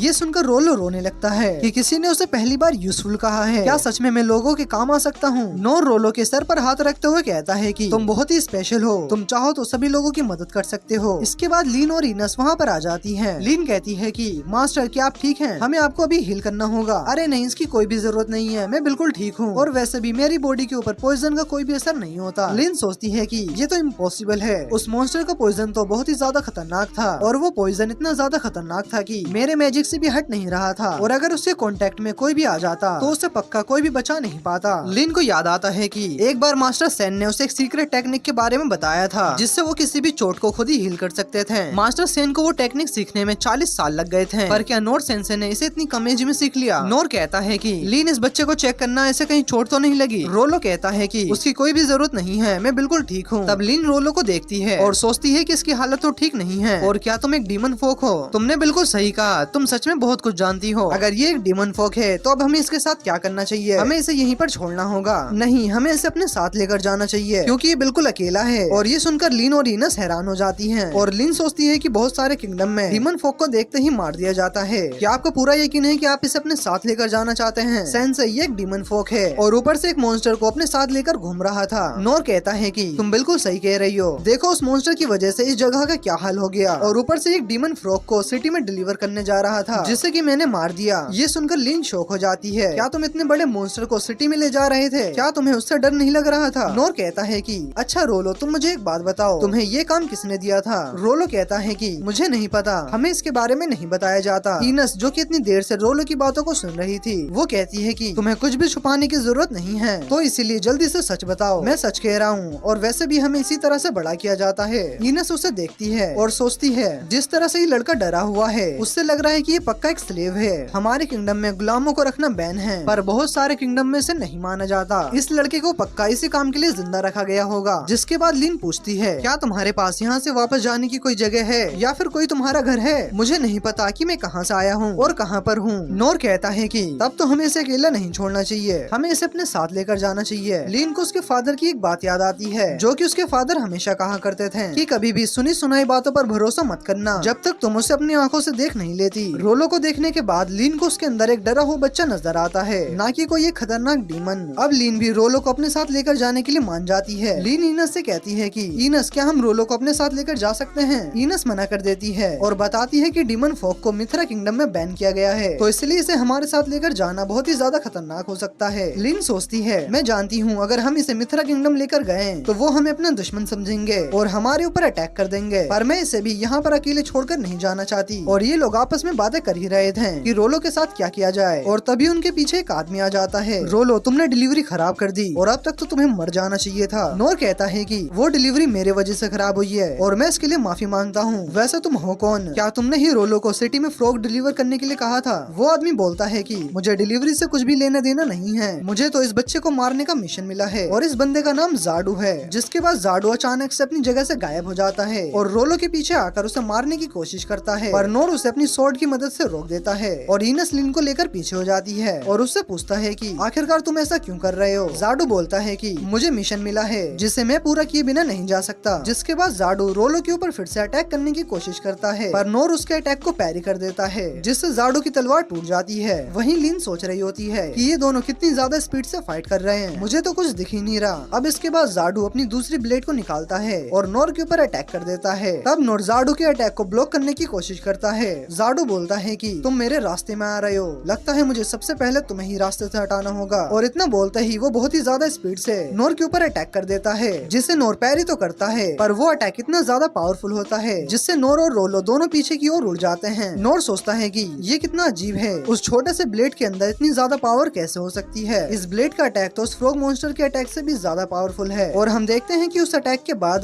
जाडू का ब्लेड टूट जाता है। तब वो दूसरा ब्लेड निकालता है और फिर से नोर के ऊपर अटैक करना स्टार्ट कर देता है। नोर बहुत ही मुश्किल से उन अटैक्स को ब्लॉक कर पा रहा होता है और वहीं दूसरी तरफ इनकी फाइट की वजह से बहुत ही पावरफुल शॉक वेव आ रही थी जिससे कि उन्हें बहुत ही ज्यादा दिक्कत हो रही थी। तब इनस लीन के आगे एक शील्ड बना देती है और बोलती है कि उनकी फाइट और भी ज्यादा खतरनाक हो सकती है, अगर हमने ध्यान नहीं दिया तो हम उनके बीच चींटियों की तरह मारे जाएंगे। और अब मुझे याद आ गया है कि ये बंदा है कौन। इसका नाम डेड मैन जाडू है, जो कि एक पुराना एस रैंक का एडवेंचरर है। जिसके बाद हमें एक फ्लैशबैक का सीन दिखाया जाता है जहां हम देखते हैं कि 6 सेवरेंस की मीटिंग चल रही होती है। तभी इनस वहां पर आ जाती है। गिलबर्ट कहता है कि इनस तुम यहाँ पर क्या कर रही हो? मुझे लगा कि तुम बाहर गार्ड्स को ट्रेनिंग दे रही होगी। हाँ मैं बाहर वही कर रही थी, पर मुझे बुक के अंदर डेड मैन जाडू के बारे में पता चला, आखिर ये है कौन? तब मास्टर उसे बताते हैं कि जाडू एक एस रैंक का एडवेंचरर है जो कि बहुत ही कम एज में एक एस रैंक का एडवेंचरर बन गया था। गिलबर्ट कहता है अच्छा तो वो इतना ज्यादा ताकतवर था, तब तो मुझे उससे लड़ना चाहिए। पर तभी सभी मास्टर उसे लड़ने से मना कर देते हैं क्योंकि जाडू इतना ज्यादा ताकतवर है कि उससे कोई भी लड़ नहीं सकता। पहले ही कई लोग इससे लड़ने के चक्कर में अपनी जान गंवा चुके हैं। जाडू ने बचपन में एक बहुत ही पावरफुल स्किल को मास्टर कर लिया था जिससे उसे आगे चलकर ड्रैगन स्लेयर का टाइटल मिला। वो इतना ज्यादा ताकतवर था कि उसके बारे में दूसरे किंगडम में भी बातें फैलने लगी। उसके जितना खतरनाक एडवेंचरर आज तक कोई भी नहीं हुआ। लेकिन जाडू की बस एक ही प्रॉब्लम थी कि वो अपनी स्किल्स को हमेशा अच्छाई के लिए यूज नहीं करता था। उसने एक बार मर्चेंट फैमिली के 36 लोगों को मार दिया था। जाडू को अच्छे बुरे से कोई भी मतलब नहीं है, उसे बस पैसों से मतलब है और उसके बाद वो कुछ भी कर सकता है। जैसे कि एक बार एक बंदे के कहने पर उसने पूरी किंगडम की आर्मी को मार दिया था और फिर बाद में सारी रॉयल फैमिली को भी मार दिया। उसके सर पर सबसे बड़ा इनाम रखा गया, पर जो भी उसे मारने के लिए जाता था वो कभी भी वापस नहीं आया। अब जाडू की वजह से और लोग ना मरे, इसीलिए गिल्ड ने उसे मरा हुआ अनाउंस कर दिया और इसीलिए तब से उसे डेड मैन जाडू कहा जाता है। यहाँ प्रेजेंट में जाडू नोर से कहता है कि तुमने मेरे कलेक्शन के सारे ब्लेड्स को तोड़ दिए जो कि मिथरिल और ड्रैगन तीत से बने थे। जाडू को समझ में नहीं आता कि ये कैसे हो रहा है, मुझे इसके लिए माफ कर देना, पर ये सब तुम्हारी गलती है, तुमने ही पहले हमारे ऊपर अटैक किया था। जिसके बाद जाडू कहता है कि ओ अच्छा ऐसी बात है, चलो अब तुम इससे बच के दिखाओ। और इसके बाद जाडू अपना अल्टीमेट वेपन निकालता है, द सिल्वर क्रॉस। जाडू अपने क्रॉस को ऊपर आसमान में फेंक देता है जिसके अंदर से रेड कलर की एनर्जी निकलने लगती है और वो क्रॉस टूटकर बहुत सारे छोटे छोटे क्रॉस में डिवाइड हो जाता है। जिसे देखकर इनस कहती है कि इसकी एक सोड टूटकर हजारों छोटी छोटी सोड बन जाती है और ये पलक झपकते ही 100 से भी ज्यादा सोल्जर्स को मार सकती है। तब जाडू कहता है कि ये है सिल्वर क्रॉस, तुम चाहो तो इसमें से कितनी भी क्रॉस को तोड़ सकते हो, पर एक बात याद रखना, मैं इसे हजारों और बना सकता हूँ। और इतना बोलते ही वो सभी क्रॉस को नोर के ऊपर फेंक देता है और नोर उन्हें पैरी करने लगता है। लेकिन कुछ छोटी छोटी क्रॉस रोलो की तरफ बढ़ने लगती है जिन्हें नोर रोलो के आगे जाकर उन्हें अपने ऊपर ले लेता है। जिसे देखकर इनस समझ जाती है कि इस तरह तो ये दोनों मारे जाएंगे। फिर वो सोचती है कि उसकी ड्यूटी तो सिर्फ लीन को प्रोटेक्ट करना है। भाई ये किसी काम की नहीं है इनस, बंदा उधर मर रहा है और ये उसे बचा नहीं रही। क्या मुझे नोर की मदद करनी चाहिए या फिर प्रिंसेस लीन को प्रोटेक्ट करना चाहिए? इसके बाद इनस लीन से पूछती है कि क्या मैं नोर की मदद करने जा सकती हूँ, और लीन भी हाँ कह देती है। इधर दूसरी तरफ जाडू अपने सिल्वर क्रॉस से नोर के ऊपर बार बार अटैक कर रहा था। नोर उन्हें पैरी तो कर देता है, पर कुछ सिल्वर क्रॉसेस रोलो की तरफ बढ़ने लगती है और तभी इनस जाडू के ऊपर अटैक कर देती है, जिससे नोर रोलो को बचा लेता है। और अब जाडू को बहुत ही ज्यादा गुस्सा आ जाता है और वो एक ही बार में बहुत सारे सिल्वर क्रॉस से नोर के ऊपर अटैक करता है, जिसे इनस अपनी डिवाइन शील्ड से बचा लेती है। और अब इनस अपनी शील्ड से जाडू के ऊपर अटैक करती है, लेकिन जाडू हवा में उड़कर इनस के सभी अटैक को बड़ी आसानी से डॉज कर रहा होता है। तभी इनस नोर से कहती है कि तुम जाडू के ऊपर अटैक करोगे और मैं पीछे रहकर अपनी शील्ड की हेल्प से तुम्हें कवर दूंगी। और नोर सोच रहा होता है कि आखिर वो जाडू के इतने सारे सिल्वर क्रॉस से कैसे निपटे। और तभी उसे याद आता है कि वो बचपन में उड़ती हुई चिड़ियाओं को पत्थर से मारकर गिरा देता था। अब नोर उस फ्रॉग मॉन्स्टर के दांतों को देखता है जो कि फाइट के टाइम पर उसने तोड़ दिए थे। नोर उन दांतों को उठाता है और इनस से कहता है कि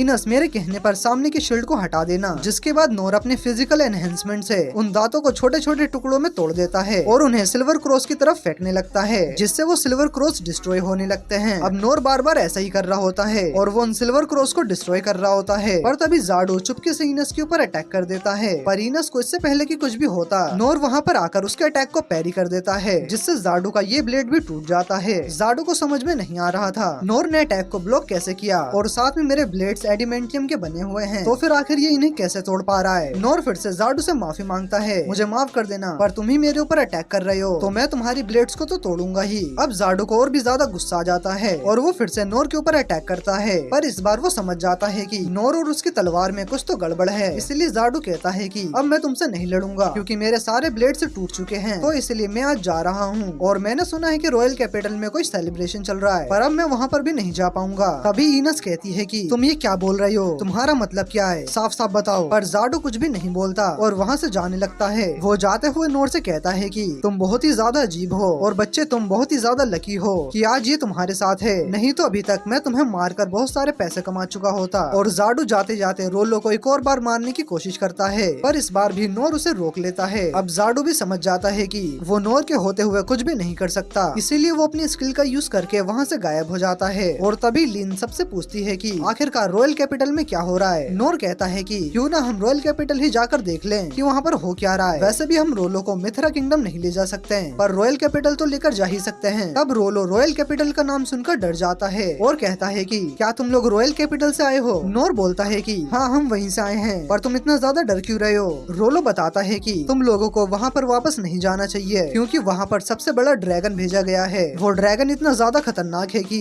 वो एक ही बार में पूरे किंगडम को मिटाने की ताकत रखता है। वो रॉयल कैपिटल के ऊपर अटैक करके उसे पूरी तरह से खत्म कर देगा। मेरा ब्लैक डेथ ड्रैगन तो उसके सामने कुछ भी नहीं है। लीन जब ये सब सुनती है तो उसे अपने लोगों की बहुत ही ज्यादा चिंता होने लगती है। तब वो इनस को वापस कैपिटल चलने के लिए कहती है, पर इनस जाने से मना कर देती है और बोलती है कि मुझे प्रिंस रेन ने ऑर्डर दिया है कि मुझे आपको यहाँ से सिर्फ लेकर जाना है। तब लीन कहती है कि मुझे पता है कि रेन ने क्या कहा होगा, पर मैं ऐसे यहाँ से पीठ दिखाकर नहीं जा सकती। तब इनस भी उसकी बात को मान लेती है, पर एक शर्त पर कि लीन को हमेशा उसके साथ रहना होगा। नोर रोलो से पूछता है कि अब वो क्या करेगा, जिस पर रोलो कहता है कि वो भी उनके साथ रॉयल कैपिटल चलेगा, शायद वो उनके कुछ काम आ जाए। अब नोर को ऐसा करता देखकर लीन सोचती है कि मास्टर का दिल कितना बड़ा है, पर नोर तो ये सोच रहा होता है कि काश मुझे उस फ्रूट को खाने का एक बार मौका मिल जाए तो मजा ही आ जाए। जिसके बाद वो लोग रॉयल कैपिटल की तरफ जाने लगते हैं। वहीं दूसरी तरफ हम देखते हैं कि मॉन्स्टर्स के अटैक की वजह से पूरी की पूरी सिटी को बहुत ही ज्यादा नुकसान हुआ होता है। जहाँ पर हम रेन को देखते हैं, तभी एक सोल्जर उसके पास आकर कहता है कि किंगडम के सभी लोगों को यहाँ से खाली कर दिया गया है और सभी मास्टर्स ने मिलकर काफी सारे मॉन्स्टर्स को मार भी दिया है, पर हमें अभी तक दुश्मन किंगडम का एक भी सोल्जर नहीं दिखा है। तब रेन कहता है कि शायद वो लोग हमारे थकने का इंतजार कर रहे होंगे और वो जरूर कोई बड़े अटैक की प्लानिंग कर रहे होंगे। रेन ये सब बातें ही कर रहा होता है, तभी वो ऊपर आसमान की तरफ देखता है जहाँ उसे एक इनविजिबल शील्ड दिखाई देती है। रेन जल्दी से अपने अनकवर मैजिक का यूज करता है और ये लोग आसमान में एक बहुत ही बड़े लेजेंडरी ड्रैगन को उड़ता हुआ देखते हैं, जिसे देखकर रेन हैरान हो जाता है। और इसके बाद हमें एक पास्ट का सीन दिखाया जाता है जहाँ नोर के फादर उस ड्रैगन के बारे में बता रहे होते हैं। तब नोर उनसे ड्रैगन स्लेयर के बारे में पूछता है। उसके फादर उसे बताते हैं कि जो ड्रैगन बुरे काम करता है और दूसरों को चोट पहुंचाता है उन्हें इविल ड्रैगन कहा जाता है, और उस इविल ड्रैगन को मारने वाले को ड्रैगन स्लेयर कहा जाता है। ड्रैगन के दांत, चमड़ी, नाखून और हड्डियां बहुत ही वैल्यूएबल चीजें होती हैं जो कि वेपन बनाने करने के काम आते हैं और इससे किंगडम को बहुत ही ज्यादा फायदा भी होता है। इसलिए जो भी एडवेंचरर ऐसा करता है तो उसे हीरो माना जाता है और उसे ड्रैगन स्लेयर का टाइटल भी दिया जाता है। तब ये सुनने के बाद नोर भी कहता है कि फिर तो मैं भी एक ड्रैगन स्लेयर बनूंगा। पर फिर उसके फादर कहते हैं कि कुछ ड्रैगन बहुत ही ज्यादा खतरनाक होते हैं और वो हजारों सालों तक जिंदा रहते हैं। उनके बस जमीन पर चलने से ही अर्थक्वेक आ जाता है। वो बस अपने पूंछ से ही बड़े बड़े पहाड़ों को गिरा सकते हैं। बहुत टाइम पहले यहाँ पर भी एक ड्रैगन ने अटैक किया था। अगर तुम वहाँ पर रहते तो वो तुम्हें जिंदा निकल जाता। ये सब सुनने के बाद नोर ड्रैगन स्लेयर बनने के सपने के बारे में सोचते सोचते सो जाता है। जिसके बाद सीन वापस से प्रेजेंट में आता है जहाँ नोर कैपिटल के ऊपर उस बड़े से ड्रैगन को उड़ता हुआ देखता है और यहाँ कैपिटल के अंदर भी सभी लोग उस बड़े से ड्रैगन को देखकर काफी ज्यादा शॉक होते हैं। रेन के साथ का सोल्जर इसे कहता है कि ये ड्रैगन तो अभी नींद में रहना चाहिए था, यानी कि दुश्मन किंगडम ने इसे जानबूझकर जगाया है। तब हम देखते हैं कि ड्रैगन के बस पंख हिलाने से ही आसपास की चीजें तबाह होने लगती है। रेन सभी सोल्जर्स को ऑर्डर देता है कि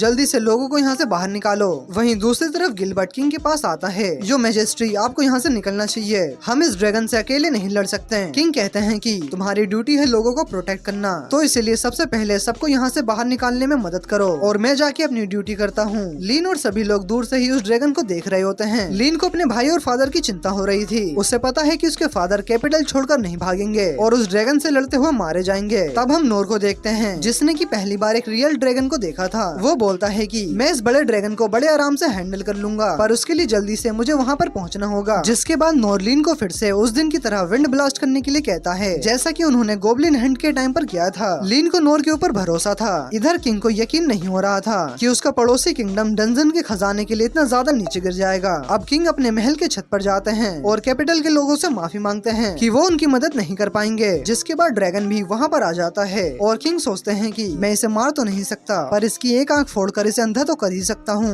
वहीं दूसरी तरफ इनस अपनी डिवाइन शील्ड से एक सिंड्रिकल शेप बनाती है और नोर उसके सामने खड़ा हो जाता है। जिसके बाद लीन अपने विंड ब्लास्ट मैजिक का यूज करती है जो कि पिछली बार से बहुत ही ज्यादा पावरफुल होता है, जिससे नोर सुपर स्पीड से कैपिटल की तरफ बढ़ने लगता है। यहाँ कैपिटल में किंग ड्रैगन के सामने खड़े होते हैं और ड्रैगन अपनी एल्डर ब्रेथ से किंग के ऊपर अटैक करने वाला होता है। किंग समझ जाते हैं कि वो उसका कुछ भी नहीं उखाड़ पाएगा, लेकिन तभी वो अपने पास से एक गोल्डन नाइफ को निकालता है और बोलता है कि आज तुम्हें पता चलेगा कि हम इंसान कितने ज्यादा खतरनाक होते हैं। जिसे देखकर मास्टर सेन बोलते हैं कि वो नाइफ एक ब्लास्टिंग नाइफ है जो कि किंग के पूरे माना को एक ब्लास्ट में कन्वर्ट कर देगा, जिससे ड्रैगन को कुछ हो या ना हो लेकिन किंग पक्का मारे जाएंगे। और सब समझ जाते हैं कि किंग अपने आप को सेक्रीफाइस करने जा रहे हैं। जिसके बाद किंग अपनी नाइफ से ड्रैगन के ऊपर अटैक करने जाते हैं और ड्रैगन भी अपनी ब्रेथ से किंग के ऊपर अटैक करने जाता है। पर तभी अचानक नोर उड़ता हुआ वहाँ पर आ जाता है और अपनी सोर्ड को ड्रैगन के मुंह पर दे मारता है, जिससे ड्रैगन की एल्डर ब्रेथ ऊपर आसमान की तरफ चली जाती है और नोर के अटैक की वजह से वो ड्रैगन वहीं पर गिर जाता है।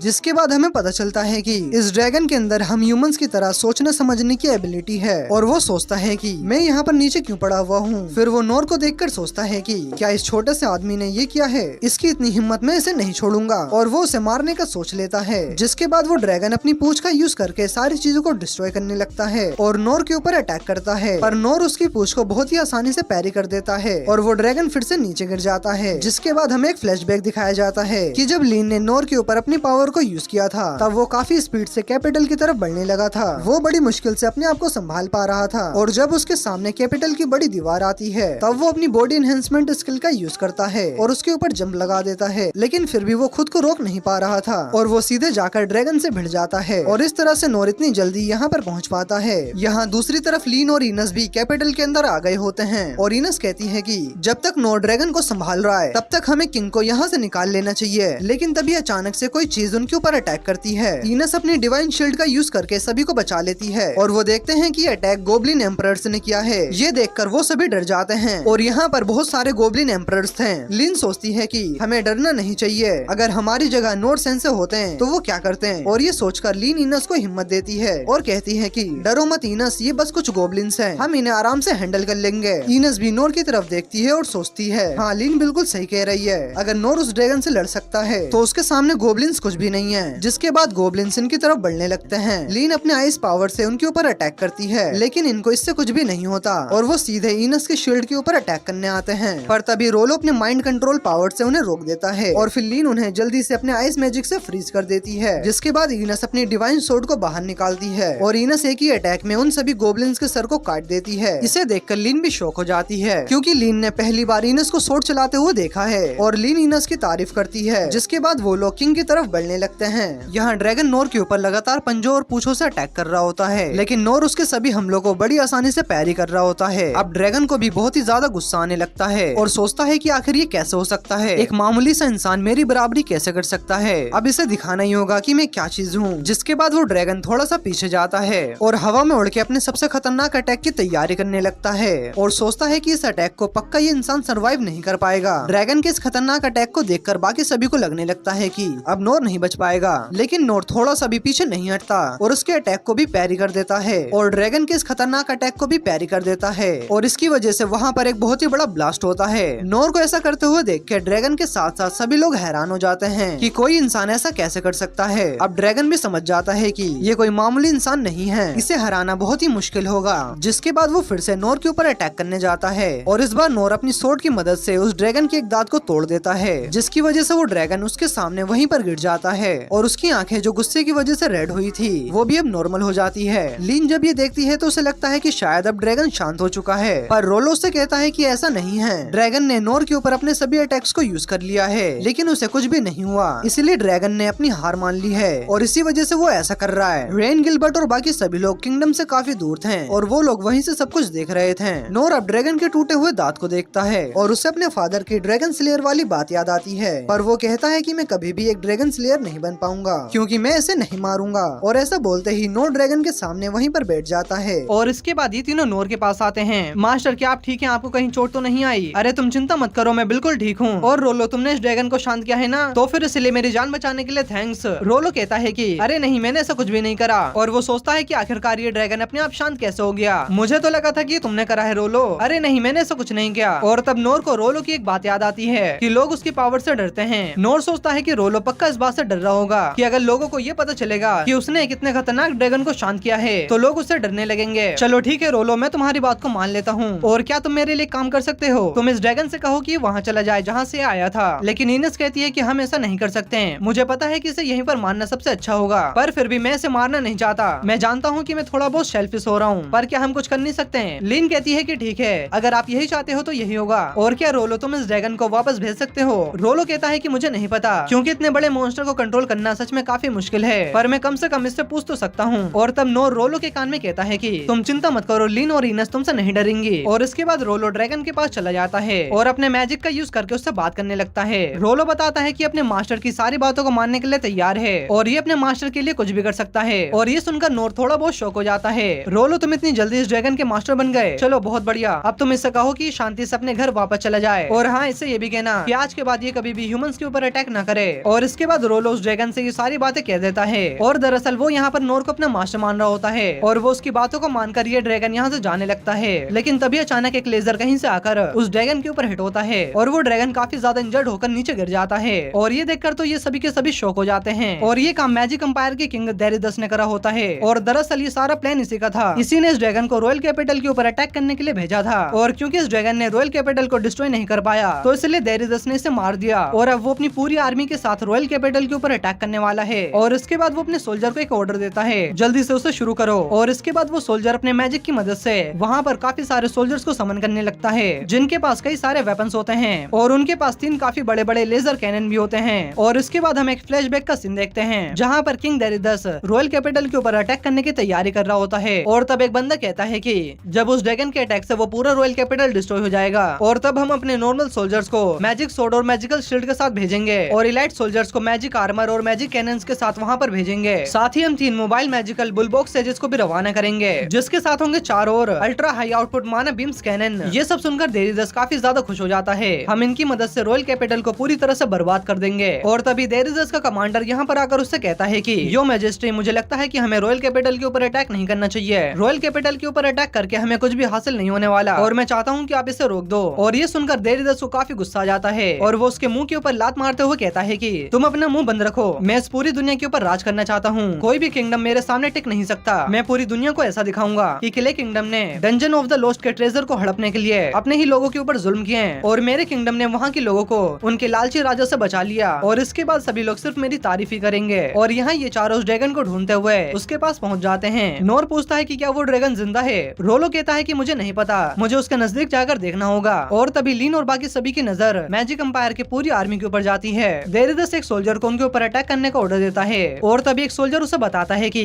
यो मैजेस्टी वहाँ पर तो क्ले किंगडम की प्रिंसेस लिन है और उसके साथ डिवाइन शील्ड इनस भी है। डेरिडस की सबसे पहले नजर नोर के ऊपर जाती है और उसे लगता है कि ये कोई आम बंदा है और वो देखता है कि यहाँ पर प्रिंसेस लिन और डिवाइन शील्ड इनस खड़ी है। ये डिवाइन शील्ड इनस काफी ज्यादा पावरफुल है और डेरिडस को लग रहा होता है कि क्ले किंगडम इनस की वजह से ही अभी तक सेफ है, लेकिन मुझे इससे कोई भी फर्क नहीं पड़ता। मैं आज एक साथ इन सभी को खत्म कर दूंगा। और वो एक सोल्जर को इनके ऊपर अल्ट्रा बीम कैनन से अटैक करने के लिए कहता है और इसके बाद वो सोल्जर्स उनके ऊपर अल्ट्रा बीम कैनन से अटैक कर देते हैं और ये अटैक काफी तेजी से उनकी तरफ बढ़ने लगता है। लिन रोलो को लेकर यहाँ से दूर जाने लगती है और जैसे ही अटैक इनस को लगने वाला था तभी नोर बीच में आकर उस अटैक को रोक देता है और उसे आसमान की तरफ पैरी कर देता है। डेरिडस के सोल्जर कहते हैं कि लगता है कि माना कंडीशन में कोई खराबी आ गई है और इसीलिए हमारा अटैक मिस हो गया। डेरिडस कहता है कि अरे बेवकूफो, तो दोबारा इनके ऊपर अटैक करो। नोर कहता है कि अरे यार बार बार बच गए, आखिरकार ये रोशनी थी क्या, और वैसे यहाँ पर इतने सारे लोग कर क्या रहे हैं। लिन कहती है कि लगता है कि डेरिडस ने हमारे ऊपर अटैक कर दिया है और इसकी आर्मी हजारों में नहीं बल्कि लाखों में है। नोर पूछता है कि आखिरकार ये सब चल क्या रहा है। इनस कहती है कि मैं तुम्हें अभी ज्यादा कुछ बता तो नहीं सकती, तुम अभी के लिए इतना समझ लो कि हमारे किंगडम के ऊपर अटैक करने के लिए आए हैं। और ये सुनकर नोर हैरान हो जाता है। लिन कहती है कि कैपिटल के अंदर भी हमारी आर्मी है, पर मैजिक एम्पायर के मुकाबले हमारी आर्मी काफी ज्यादा छोटी है और हमें इसके बारे में जल्दी से रेन को बताना होगा। इनस कहती है कि यहाँ से भाग जाना ही हमारे लिए समझदारी होगी और नोर भी कहता है कि हाँ, हमें यहाँ से सबसे पहले बचकर निकलना चाहिए। और इससे पहले कि ये बात लिन को बताता तभी डेरिडस उनके ऊपर दूसरा अटैक कर देता है और इससे पहले कि ये अटैक इनके ऊपर लगता इनस अपनी डिवाइन शील्ड बनाकर उनके अटैक्स को रोकने लगती है। डेरिडस अपने सोल्जर से कहता है कि जल्दी से ये सब खत्म करो और वो खुद बचने के लिए सबसे पीछे जाकर खड़ा हो जाता है। और यहाँ नोर सोचता है कि अगर ऐसे ही चलता रहा तो वो लोग बचकर यहाँ से भाग नहीं पाएंगे और वो डिसाइड करता है कि वो डेरिडस की आर्मी का ध्यान भटकाएगा और इस मौके का फायदा उठाकर ये तीनों यहाँ से भाग जाएंगे। नोर सोचता है कि भले ही मैं लड़ने में अच्छा नहीं हूँ लेकिन मैं भागने में एक्सपर्ट हूँ। बचपन में जब भी शहर तोड़ते वक्त मधुमक्खियाँ मेरे पीछे पड़ जाती थी तो मैं उनसे बचकर काफी तेजी से भागता था और अगर आज मैं उसी तरह काफी तेजी से भागूं तो मैं इस आर्मी से बचकर निकल सकता हूँ और मैं कोई भी उल्टी सीधी हरकतें नहीं करूंगा क्योंकि मैं अपनी जान को गंवाना नहीं चाहता। लिन कहती है कि ठीक है, मैं समझ गई और जितनी हो सके उतनी मैं आपकी मदद करूंगी। और वो नोर के पीछे आकर विंड ब्लास्ट का यूज करने वाली थी। नोर सेंस, आप चिंता मत करिए, इस बार मैं अपनी पावर्स को कंट्रोल में रखूंगी। और वहीं नोर को लगता है कि लिन उसके ऊपर एक डिफेंसिव मैजिक कास्ट करने वाली है और वो लिन को समझाता है कि अरे नहीं, मैं उनके ऊपर अटैक करने के लिए नहीं जा रहा हूँ। और तभी रोलो बताता है कि उधर देखो, वो दोबारा से हमारे ऊपर अटैक करने वाले हैं। और लिन नोर से कहती है कि सेंस, इस अटैक को सिर्फ आप ही रोक सकते हो तो इसलिए रेडी हो जाइए। और तभी नोर थोड़ा आगे जाकर फिजिकल एनहेंसमेंट का यूज करता है और तभी अचानक लिन पीछे से उसके ऊपर विंड ब्लास्ट से अटैक कर देती है और इसकी वजह से नोर की स्पीड काफी ज्यादा बढ़ जाती है। और इसके बाद नोर एक के बाद एक उन सभी अटैक्स को काफी आसानी से पैरी कर देता है और इसके बाद नोर उन सभी के अटैक्स को रोकता हुआ डेरिडस की आर्मी की तरफ काफी तेजी से बढ़ने लगता है और उसकी स्पीड इतनी ज्यादा तेज होती है वो चाहकर भी अपनी डायरेक्शन को चेंज नहीं कर सकता था। अब मुझे अपने रास्ते में आने वाली हर एक चीज को पैरी करना होगा। और तब हम देखते हैं कि नोर सभी सोल्जर्स के वेपन को पैरी करना शुरू कर देता है और वो सोचता है कि मुझे लिन और बाकी सभी के भागने के लिए टाइम निकालना होगा और इसीलिए मैं यहाँ पर भागता रहूंगा और सब कुछ पैरी करता रहूंगा। वहीं डेरिडस इन वेपन्स को आसमान में उड़ता हुआ देखकर काफी ज्यादा शौक हो जाता है, आखिर यहाँ पर ये चल क्या रहा है। और तभी नोर काफी स्पीड से डेरिडस की तरफ बढ़ने लगता है और उसकी स्पीड का इम्पैक्ट इतना ज्यादा होता है कि डेरिडस पूरी तरह से डर जाता है। और वहीं हम देखते हैं कि नोर ने जिन वेपन्स को आसमान में पैरी करा होता है वो वापस नीचे आकर सोल्जर्स के ऊपर गिरना स्टार्ट हो जाते हैं और इसकी वजह से काफी सारे सोल्जर्स इंजर्ड हो जाते हैं। और तभी नोर 3 काफी बड़ी शील्ड्स को भी पैरी कर देता है। ये देखकर डेरिडस कहता है कि आखिरकार यहाँ पर हो क्या रहा है। और तभी नोर फिर से डेरिडस के पास आ जाता है और वो डेरिडस और उसके सोल्जर्स को नीचे गिरा देता है। डेरिडस कहता है कि ये फिर से यहाँ पर आ गया और तब नोर फिर से वापस चला जाता है और वो बाकी के बचे सोल्जर्स के वेपन्स को पैरी करने लगता है और वो फिर से भागता हुआ डेरिडस के पास पहुँच जाता है। डेरिडस कहता है कि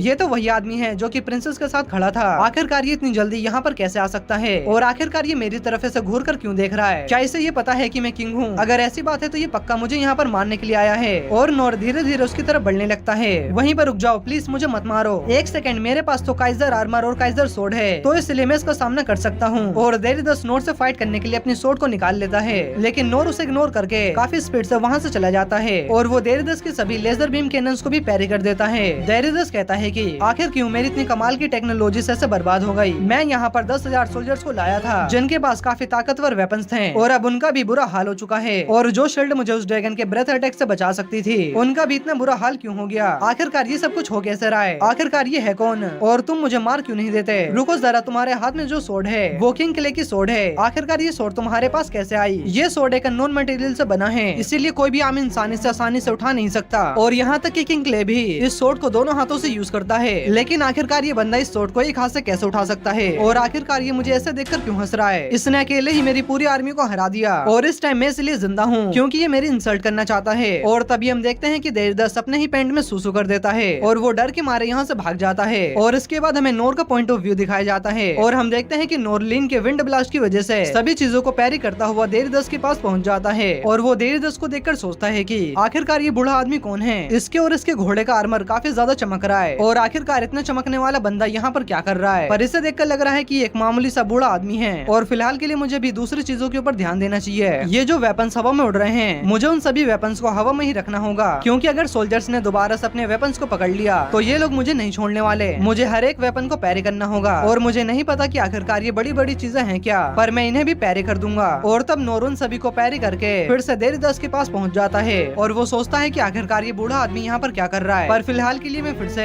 उन सभी वेपन्स को पैरी करके आता हूँ। और तब हम देखते हैं कि नोर काफी ज्यादा थक चुका था और देवदत्त भी उसे देखकर डर रहा होता है। नोर सोचता है कि आखिरकार इसे क्या हुआ, क्या ये बूढ़ा आदमी मुझे जानता है। पर मेरे हिसाब से तो शायद हम कभी भी नहीं मिले और इस बूढ़े आदमी को पैरी करने की भी जरूरत नहीं है, तो मैं वापस जाकर बाकी वेपन्स को पैरी करता हूँ। और तब नोर फिर से उन वेपन्स को पैरी करके वापस आ जाता है और इसकी वजह से वो काफी ज्यादा थक चुका था और उसे सांस लेने में भी काफी ज्यादा प्रॉब्लम हो रही थी। देवदत्त कहता है कि आखिरकार तुम हो कौन और तुम मुझे मार क्यों नहीं देते। तो ये सुनकर नोर सोचता है कि इस बूढ़े आदमी को लग रहा है कि मैं इसकी जान के पीछे पड़ा हूँ और इसमें इसकी कोई भी गलती नहीं है क्योंकि मेरे हाथ में एक वेपन को देखकर किसी को भी ऐसे ही लगेगा। मुझे इसे बताना होगा कि मैं इसके लिए खतरा नहीं हूँ, पर मैं कुछ भी बोल नहीं पा रहा हूँ। और नोर सोचता है कि मैं स्माइल करके इसे भरोसा दिला सकता हूँ। तब देवदत्त उसके डरावनी स्माइल को देखकर डर के मारे वहाँ से भाग जाता है और इतनी देर से फाइट करने की वजह से जिस वजह से वो काफी ज्यादा थक चुका था और यहाँ तक कि उसे खून की उल्टी भी होने लगती है और धीरे धीरे करके नोर बेहोश होने लगता है। और तभी कुछ इलाइट सोल्जर्स नोर को चारों तरफ से घेरने लगते हैं और इससे पहले कि वो लोग नोर के ऊपर अटैक करते हैं और तभी वहाँ पर शूटिंग स्टार नाम का एक अटैक होता है और काफी सारे एरोज उन सोल्जर्स के ऊपर गिरने लगते हैं। नोर सोचता है कि ये अटैक तो जाना पहचाना सा है। दरअसल यहाँ पर 6 सेवरेंस की एंट्री हो चुकी थी और ये अटैक मियाने ने करा था। और तभी यहाँ पर एक और अटैक होता है। वो अटैक नोर के आसपास के इलाइट सोल्जर्स को उससे दूर कर देता है और ये अटैक किसी और ने नहीं बल्कि गिलबर्ट ने करा था। नोर इसके लिए उसे थैंक्स कहता है, मेरी जान बचाने के लिए थैंक्स। वैसे तुम्हारा नाम क्या था? मेरा नाम गिलबर्ट है। और क्या तुमने ही ये सब कुछ करा है? और गिलबर्ट मास्टर सिक को देखकर कहता है कि आप लेट है मास्टर। मास्टर सिक नोर से कहते हैं कि तुम जो कोई भी हो हमारी मदद करने के लिए थैंक्स और अब यहाँ से हम सबको संभाल लेंगे। अगर हम इन सोल्जर्स को यहाँ पर नहीं रोक पाए तो हमारा नाम मिट्टी में मिल जाएगा। और इसके बाद गिलबर्ट और मास्टर सिक मिलकर दोनों ही उन सोल्जर्स के ऊपर अटैक करते हैं और इस अटैक को देखकर नोर को याद आता है कि ये वही सोर्स स्किल है जिससे कि मैं हमेशा बचपन से सीखना चाहता था। और यहाँ दूसरी तरफ हम मास्टर सेन और मास्टर ओकन को देखते हैं। मास्टर सेन कहते हैं कि मैंने सिक से कहा था कि इन सभी लोगों को इतनी बुरी तरह से न मारे, अगर सभी लोग मारे गए तो हम किसी से भी पूछताछ नहीं कर पाएंगे। मास्टर ओकन कहते हैं कि हमें इतनी बड़ी आर्मी के साथ नरमी नहीं बरतनी चाहिए। अरे आप चिंता मत करिए, मैं इनके हाथ और पैर को दोबारा से हिल कर दूंगा। अरे नहीं, मैं तो मजाक कर रहा हूँ। ओकन कहते हैं कि लेकिन ये मजाक मुझे बिल्कुल भी पसंद नहीं आया। अरे इन सब बातों को छोड़िए, वो लोग यहाँ पर आते ही होंगे तो इसलिए रेडी हो जाइए। और इसके बाद मास्टर ओकन अपने मैजिक का यूज करके वहाँ पर काफी सारे मैजिक्स को समन करते हैं और वो अर्थ वाइन का यूज करके उन सभी सोल्जर्स के पैरों को बांध देते हैं। और तभी मास्टर डेंडार्क अपने साथियों के साथ वहाँ पर आकर उन सभी सोल्जर्स के ऊपर अटैक कर देते हैं। और ये देखकर मास्टर ओकन कहते हैं कि मैं चाहे कितना भी बूढ़ा हो जाऊं लेकिन वॉर को देखकर मेरा खून खोलने लगता है, तो फिर चलो अब इसे खत्म करते हैं। और इसके बाद मास्टर ओकन अपने मैजिक का यूज करके उन सभी सोल्जर्स को एक साथ एक अर्थ प्रिज्म में कैद कर देते हैं। और वहीं नोर ये देखकर काफी ज्यादा एक्साइटेड था कि उसके सभी स्कूल टीचर्स यहाँ पर हैं और यहाँ ये लोग भी नोर को देखकर पहचान जाते हैं कि वो उनका पुराना स्टूडेंट नोरी है। और इसके बाद नोर उन सभी के पास आ जाता है जहाँ लीन उसे पूरी तरह से हिल कर देती है। नोर सेंसे, क्या आप ठीक हैं? आपको थोड़ा आराम करना चाहिए। नहीं, मैं बिल्कुल ठीक हूँ, मुझे पहले से काफी अच्छा लग रहा है, मुझे बस जोर से भूख लग रही है। मास्टर सिक बताते हैं कि हमारी बात इनके कमांडिंग ऑफिसर से हुई है और अब ये लोग हमारे ऊपर कोई भी अटैक नहीं करने वाले। और साथ ही साथ उन्होंने ड्रैगन और मॉन्स्टर्स के अटैक वाली बात को भी माना है, लेकिन उनका किंग यहाँ से बचकर भाग गया। मास्टर ओकन कहते हैं कि क्या वो बेवकूफ बुढ़ा यहाँ पर आया था? हाँ, आपने सही कहा, लगता है कि उसे अपनी आर्मी के ऊपर कुछ ज्यादा भरोसा था। वो कहते हैं कि वो बुढ़ा तो अपने आप को कुछ ज्यादा समझदार आदमी समझता था, पर मुझे ये कभी नहीं लगा था कि वो ऐसी बेवकूफी वाली हरकतें करेगा। और तब नोर कहता है कि क्या आप उस बूढ़े आदमी की बात कर रहे हो जिसने कि गोल्डन कलर का आर्मर पहन रखा था? मास्टर ओकन बताते हैं कि दरअसल वो आर्मर ओरिकेलकम से बना हुआ है और वो आर्मर एक काफी कमाल का इक्विपमेंट है और ऊपर से उसके अंदर काफी सारी स्किल्स भी होती हैं। मास्टर से कहते हैं कि अगर देवदत्त बॉर्डर तक पहुंच जाता है तो उसे पकड़ना काफी ज्यादा मुश्किल हो जाएगा क्योंकि पूरा का पूरा बॉर्डर पुल और किलों से भरा पड़ा है। मास्टर ओकन कहते हैं कि उसे अब पकड़ना काफी ज्यादा मुश्किल है, लेकिन अगर हम उड़ पाते तो हम उसे जरूर पकड़ लेते हैं। तब नोर कहता है कि मेरे पास एक रास्ता है, लेकिन ये तरीका तभी काम करेगा जब वो ड्रैगन जिंदा हो। और इसके बाद ये सभी उस ड्रैगन के पास पहुंच जाते हैं। मास्टर ओकन इस लेजेंडरी ड्रैगन को देखकर काफी ज्यादा शॉक हो जाते हैं। ये तो सच में काफी कमाल का है। मैंने कभी नहीं सोचा था कि मैं अपनी जिंदगी में इस लेजेंडरी ड्रैगन को देख पाऊंगा। लंबी उम्र होने का यही तो फायदा है। आपने बिल्कुल सही कहा। मैं भी आज पहली बार इतने बड़े ड्रैगन को हील करने वाला हूँ। और इसके बाद मास्टर सेन अपने मैजिक का यूज करके उस ड्रैगन को पूरी तरह से हील कर देते हैं। और वो नोर से कहते हैं कि नोर, तुम तो अब काफी ज्यादा बड़े हो चुके हो, मैं तो तुम्हें पहचान भी नहीं पाया था। और मास्टर ओकन भी ये सुनकर शॉक हो जाते हैं। क्या सच में ये नोर है? अरे मैं तो तुम्हें बिल्कुल भी पहचान नहीं पाया। नोर कहता है कि मुझे नहीं लगा था कि आप अभी तक जिंदा होगे। आखिर तुम्हें क्या लगता है कि मैं इतनी जल्दी मर जाऊंगा? मैं तो अभी 100 साल और जिंदा रहूंगा। और इन सब बातों को छोड़ो, पहले ये बताओ कि तुम्हारा ये आइडिया काम करेगा? क्योंकि ड्रैगन ऑफ कैलेमिटी के ऊपर राइड करना ही सबसे बड़ी बात है। नोर कहता है कि आप चिंता मत करिए, ये आइडिया बिल्कुल काम करेगा, क्योंकि हमारे साथ रोलो है। और वो रोलो से पूछते हैं कि क्या रोलो तुम इसे कंट्रोल कर सकते हो? लेकिन रोलो साफ इसके लिए मना कर देता है। अरे नहीं, मुझे नहीं लगता कि मैं इसे कंट्रोल कर भी सकता हूँ। और ये सुनकर उनकी हालत खराब हो जाती है। और तभी वो ड्रैगन पूरी तरह से होश में आ जाता है। और हम देखते हैं कि वो ड्रैगन काफी ज्यादा गुस्से में होता है। रोलो, अब तुम अपना कमाल दिखाओ। और इसके बाद रोलो अपने मैजिक का यूज करके उससे बात करने लगता है।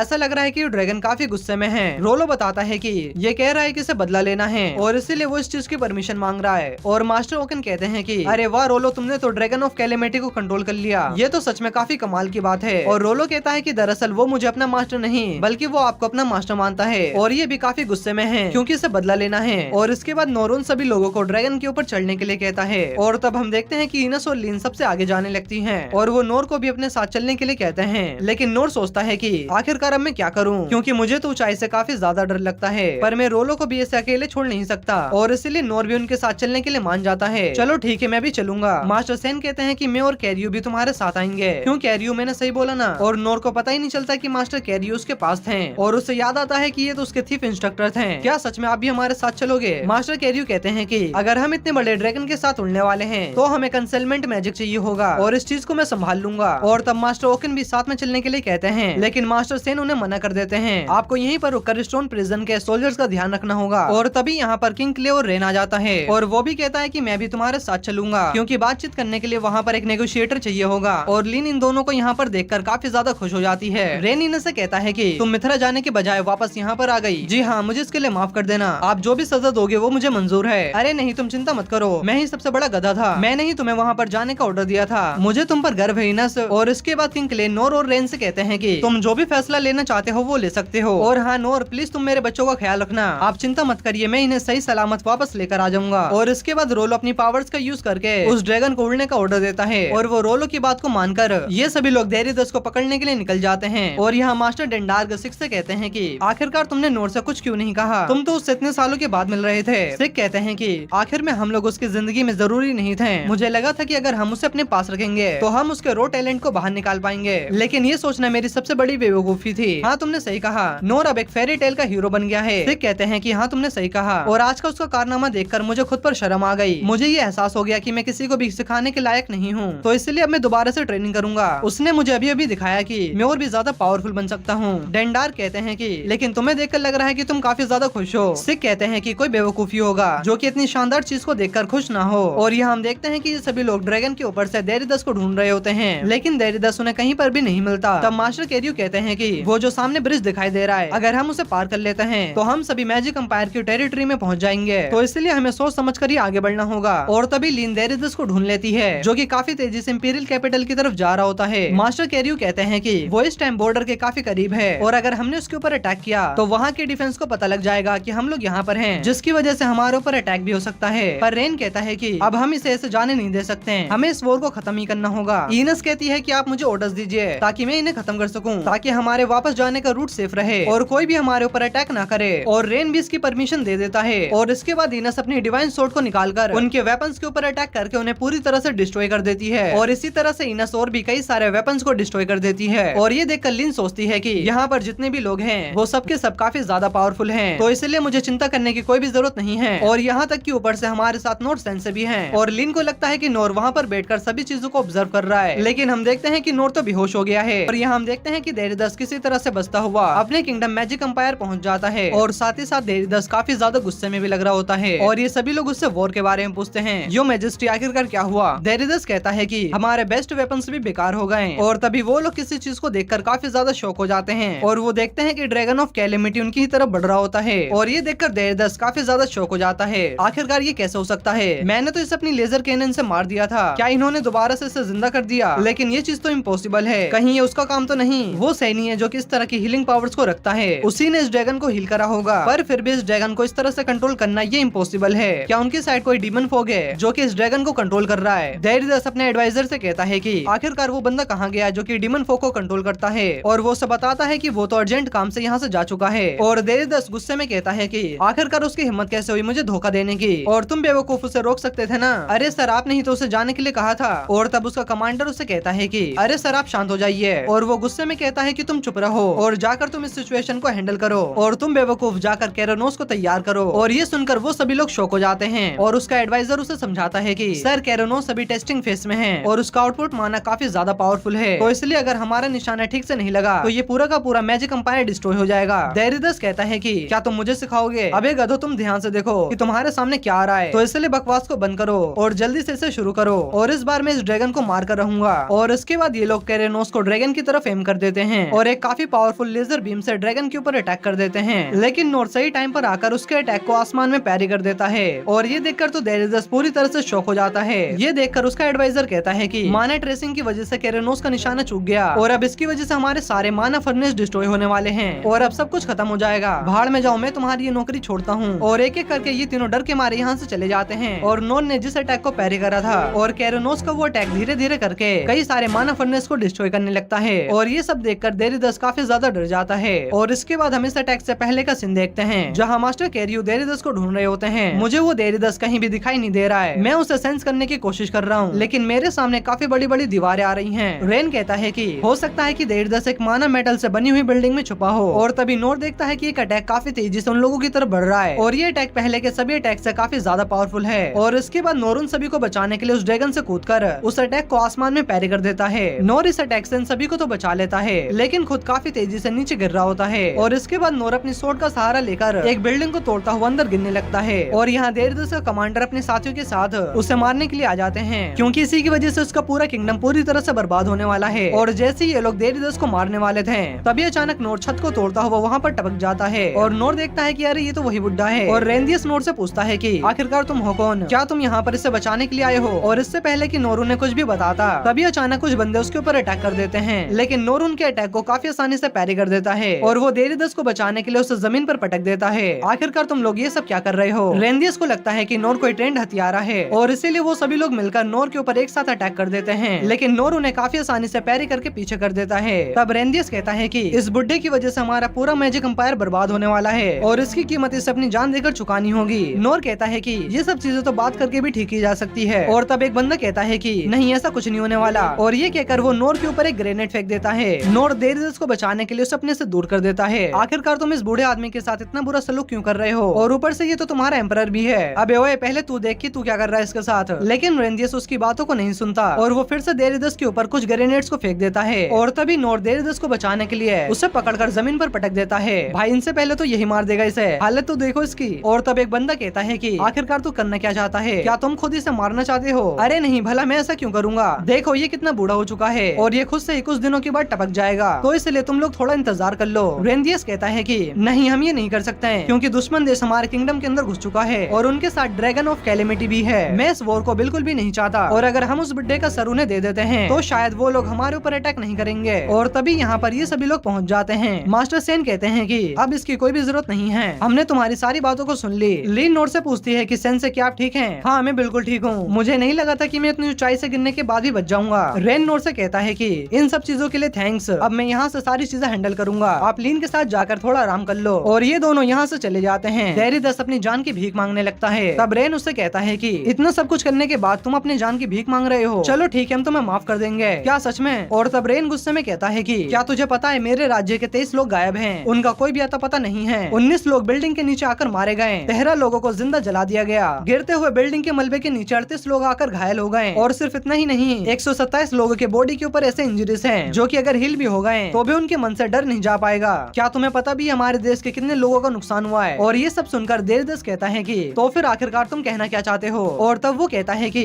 जैसा कि मैंने कहा हम तुम्हें माफ कर देंगे, लेकिन मेरी एक शर्त है, तुम्हें वो हर पेन से गुजरना होगा जो कि मेरे कंट्री के लोगों ने सहा है, और वॉर खत्म होने के बाद तुम्हें हमारे सारे नुकसानों की भरपाई करनी बननी होगी। और ये सुनकर डेरिडस काफी ज्यादा डर जाता है। मास्टर सेन कहते हैं कि अरे तुम फिक्र मत करो, अगर हम तुम्हारे हाथ और पैर को काट भी देते हैं तब मैं तुम्हें दोबारा से इतना हिल तो कर ही दूंगा कि तुम हमसे बातचीत कर सको। और तब मास्टर केरियो कहते हैं कि और अगर तुम दर्द के मारे बेहोश हो गए तो मैं तुम्हें फिर से होश में लाऊंगा ताकि तुम जितना हो सके उतना चिल्ला सको। और तब रेन कहता है कि आप हमें गलत मत समझना कि हम आपके ऊपर अपनी भड़ास निकालने वाले हैं, हम आपको उतना ही टॉर्चर करेंगे जितना कि मेरे लोगों ने सहा है। और इन सब की बातों को सुनकर वो डर के मारे सूसू कर देता है। और यहाँ दूसरी तरफ लीन नोर को पूरी तरह से हिल कर देती है। मैं पहले से काफी अच्छा फील कर रहा हूँ। और तब नोर देखता है कि मैजिक एम्पायर पूरी तरह से डिस्ट्रॉय हो चुका है। और वो लीन से पूछता है कि क्या ये सब नुकसान मेरी वजह से हुआ है। लीन कहती है कि जब आपने उस अटैक को डिफ्लेक्ट करा था तो वो अटैक टूटकर अलग अलग जगह पर गिर गया। तो ये सुनकर नोर कहता है कि यानी कि मैंने बहुत ही गलत करा और मेरी वजह से कई सारे लोग मारे गए। और तब लीन उसे समझाते हुए कहती है कि अरे आप चिंता मत करिए सेंसे,